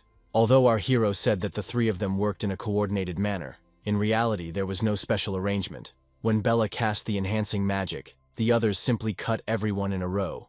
One of Lion's appointees was Layla's cousin, the swordswoman Charlie, whom they had already met. The other 2 are Jared, who uses mostly fire magic, and Prudence, an amazing sniper. Leon assigned 2 boys to his niece's team, the most capable of those who were supposed to join them originally. Jared, who mainly uses fire magic, and Prudence, an amazing sniper. They asked to entrust them with the Hwaran portal zone. To some extent, the guy also has detection skills, and will be able to detect the threat. Although Leon appears frivolous, he does have a careful side. Their group consists of melee fighters, so they were given ranged allies. They decided to enter the portal straight away, just to try to slightly synchronize their movements. On the other side, their team saw a cave-type terrain with many bends, very complex, with many blind spots. The more common monster, the big red rat, is a difficult portal, so clearing it was postponed until later. Jared thought Matt was some kind of psycho when he heard about the reduction in the roster, but when he suggested that they take a couple of hours to look around first, he changed his mind a little. Prudence pointed out to the team that they had been out of the safe zone for a long time and needed to be on guard. Noticing the noise behind her, she turned sharply and drew her arrow, but Matthew was faster. In a split second, he rushed towards the big red rat and cut it open. The partners who joined did not think that our hero was so strong, so they could not hide their surprise. But Matthew imagined the big rat to be quite different from what it actually turned out to be. But of course, in his mind it was something more absurd than threatening. Prudence decided that with such an imagination, it was a good thing he hadn't become a writer. Furthermore, he sensed the rat's presence faster than a B-rank hunter, and it seemed like he didn't even use any mana. Since this is a portal designed for 10 people, there will be a large number of monsters ahead of them. Matthew senses them. His abilities also include those suitable for detection, and he will cover the new team members. For Prudence and Jared, this is of course strange, because their job is to cover, but now they understand why the team was cut. After 2 hours, they were already tired of climbing around the dungeon, sometimes climbing up, sometimes descending steeply down. It seems that 2 hours was the allotted time not for research, but for completing the cleanup. Matthew and a couple of his girlfriends are pretty resilient. They were tired, of course, but they were enough for a couple of hours of waving weapons. Most of the monsters in the caves are large red rats, which are a fairly easy opponent for our hero and Layla. After the cleanup was over, Prudence whispered to Charlie, because according to the information received, Matthew has a B rank, but she herself doesn't know anything for sure, because it was the elders who invited him, and she herself just met him. But Jared realized something. He asked Matthew his full name, Teacher Matthew Taylor. Jared was one of those who sent a letter after watching the video on YouTube. At this scale, they could make a decent profit, but since there is no deposit, they will have to return empty-handed. At least Layla and Bella did something, while those who joined from the guild just watched from the sidelines. But Matthew suggested that all the profits be divided equally among all team members. Jared and Prudence didn't expect this, because they had done absolutely nothing. But our hero calmed them down, saying that he had overdone it a little while trying to calm them down. It would not have been possible to enter without them anyway due to the insufficient number of participants. Moreover, they believed and followed strangers, although it was not a joke and lives were at stake. So, for a while, a team was assembled to participate in supporting the Huarang Guild. All this time, the car they arrived in was parked near the portal. All personal belongings, including a mobile phone, remained there. The students wrote to Matthew in the class chat that they would be in the same area in a couple of days and invited him to join. For the next 3 days, their team actively cleared portals, managing to do several a day. It's mainly thanks to Matthew and Layla. Their monster-killing speed is incredible, plus Bella's boosting magic. This is the last portal for today, as it is already late, and Matthew is on his way to a personal meeting. He agreed to meet with his students, but first he needed to at least wash himself. Everyone's expressions brightened, and by the 3rd day, interactions also began to improve. The hunters that were injured will soon be returning in droves, so next week might give us some breathing room. He doesn't need a car, the distance is short, so Matt decided to take a taxi. But Jared insisted. He was going to drink beer and pass out anyway, so he handed over the keys to his. When it was almost dark outside, our hero was very close to his destination. Having a car, he can even take his rascals and go somewhere. His most talkative student, Sky, called him, and he was glad that his favorite teacher was nearby and would be there soon. Of course, it was difficult to talk, because my classmates also wanted to take the phone. They went out for a walk around the city center, and Maya stayed alone in the room because she had a slight cold. In about an hour, everyone will be at the hotel, just in time for our hero to have a snack after work, or make an order for everyone. The classmates went wild when they heard about the food and became more aggressive, trying to beg for meat. It became impossible to talk to them, so Matthew said that beef was bad for you and hung up. First he goes into the store, buys drinks and sweets, but it looks like something happened ahead. There is a terrible traffic jam on the road. This is definitely not an accident or a breathalyzer test, because it is not the police who are stopping traffic, but the military. Matthew decided to turn to the private to find out everything. While clearing a nearby portal, one monster broke out. The hunters fell through and the safe zone was removed. The area is closed off. There is danger ahead. Drivers are asked to turn around as soon as the cars in front leave. This means that Maya is now completely alone in the danger zone and could get hurt. The entire area was closed off, including the hotel where his students were staying. People were evacuated, but Matthew knows for sure that not everyone, the military asked to try to get through to the girl. The ominous premonition works accurately in most cases. When Maya picked up the phone, another soldier came up to find out what had happened. The student, in a sick voice, said that she was indeed in the room and had fallen fast asleep. Matthew warned her about the monster, and that almost everyone had already evacuated the surrounding area. Our hero asked her not to go outside under any circumstances. A Shadow Reaper has escaped from the portal. Precautions. Turn off all lights and maintain complete silence. This monster occupies a high position in B rank. It is like an ogre in A rank. It has the ability of invisibility and great strength. She must hide until the teacher arrives and takes her away. But suddenly Maya asked about his appearance, that he holds a scythe and wears a black cloak. It's not that she didn't doze off in class. It's just that she can see him with her own eyes right now. Moreover, Maya thinks that it will be difficult to remain unnoticed. And she is not talking about herself, but about those who also failed to evacuate. He hunts two small children who try to hide from him behind a car, but they are so scared that it is difficult to hold back the sounds of crying that are bursting out. As soon as the boy hiccuped, the monster immediately reacted and raised the scythe behind his back. But Maya managed to run out into the street and throw a stone at his face to divert attention to herself. Finally, she shouted to Matthew that he should come as quickly as possible. The illness has left her very weak, so she won't be able to run for long. Both our hero and the military are shocked by the current situation. However, Matthew is a hunter and is temporarily a member of the Hwarang Guild. Perhaps the military can help him get inside the cordon. However, the situation on the road is very bad, and you will have to wait until the cars in front leave. Without thinking twice, Matthew asked the soldier to turn around. There was a possibility to go another way. Although this route will not be very good for the car. His colleague Jared, meanwhile, is enjoying a free moment in one of the local bars. A glass of beer is just what you need after a sweaty, fiery Friday. Prudence kept him company, although she usually doesn't drink beer, but today she wanted to. Jared is happy with his cooperation with Matthew, because at this rate, he will pay off the car and become rich. Having gathered his courage, he recently took it out on an installment plan, and as a token of gratitude for the money he had earned, he decided to lend it to a new acquaintance. And Matthew rushes headlong through all obstacles, hoping that Jared will understand and forgive him. Oh, if only Jared knew what news awaited him soon. But Maya's life is in serious danger. Financial disagreements can be discussed later. During classes, our hero always told his students that safety comes first and second. If you climb without a plan because of unnecessary heroism, you can become a hindrance to others. But no matter how hard you try, there are situations that cannot be avoided, and you can meet a monster that is beyond your strength. As a joke, Matthew asked me to repeat the pose he does, one hand on the chin, the other on the top of the head, and then a strong turn to the left, the stronger, the easier, and without pain. In fact, first assess the situation and then run. You need to evaluate, at least in order to know where it is safer to run, then your chances of survival will be greater. And it's always better to remember where the hunters' camps or safe zones are. At the end of every class, Matthew would take the entire class out to the playground to run and build endurance. Now Maya understood on her own skin what all these trainings were for. If not for them, the Reaper would have cut off her head long ago. For a first-year hunting school student, it's already a miracle that she can escape. And the children she saved don't understand why she sacrifices herself for them. One day she was asked why she decided to become a hunter. Usually everyone answers that hunters are well paid, everyone in the family is a hunter, and so on. But Maya replied that she came because her sister said she wanted to go to hunting school. However, this was not a serious reason, and Aya was very surprised to hear such an answer. Maya didn't understand the reason for the surprise. They looked at each other a little questioningly.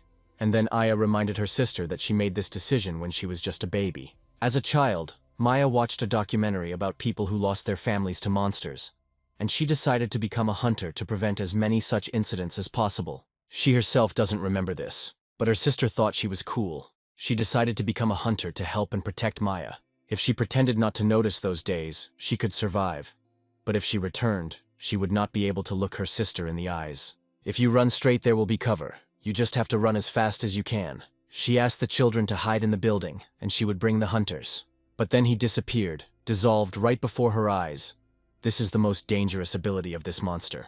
The reason it is only hunted in groups is because of the Shadow Reaper's characteristic sudden disappearance and reappearance. Maya reacted as soon as the Reaper appeared, but she physically couldn't do anything in time. The scythe was heading straight for her, but the monster was distracted by the sound of a car horn. As he raced at full speed, Matthew had only one question in his mind. He had never taught his class to close their eyes in the heat of battle. Our hero threw the Reaper onto the hood and dragged him away from the children. 3 minutes earlier, Matthew used his abilities to sense the road. He was able to see a large area, even feel the faint aura of 2 children. If you think about it, Maya appears in the original. Maybe nothing serious will happen, but it's worrying. First, Sora decided to leave the antagonists, and Layla decided to become a spear instructor. Matt's actions after arriving could cause a butterfly effect. Our hero concentrated as much as possible to identify only the dark energy. He was able to see both the monster and Maya running away from it, after which he pressed the gas pedal to the floor and rushed straight towards them.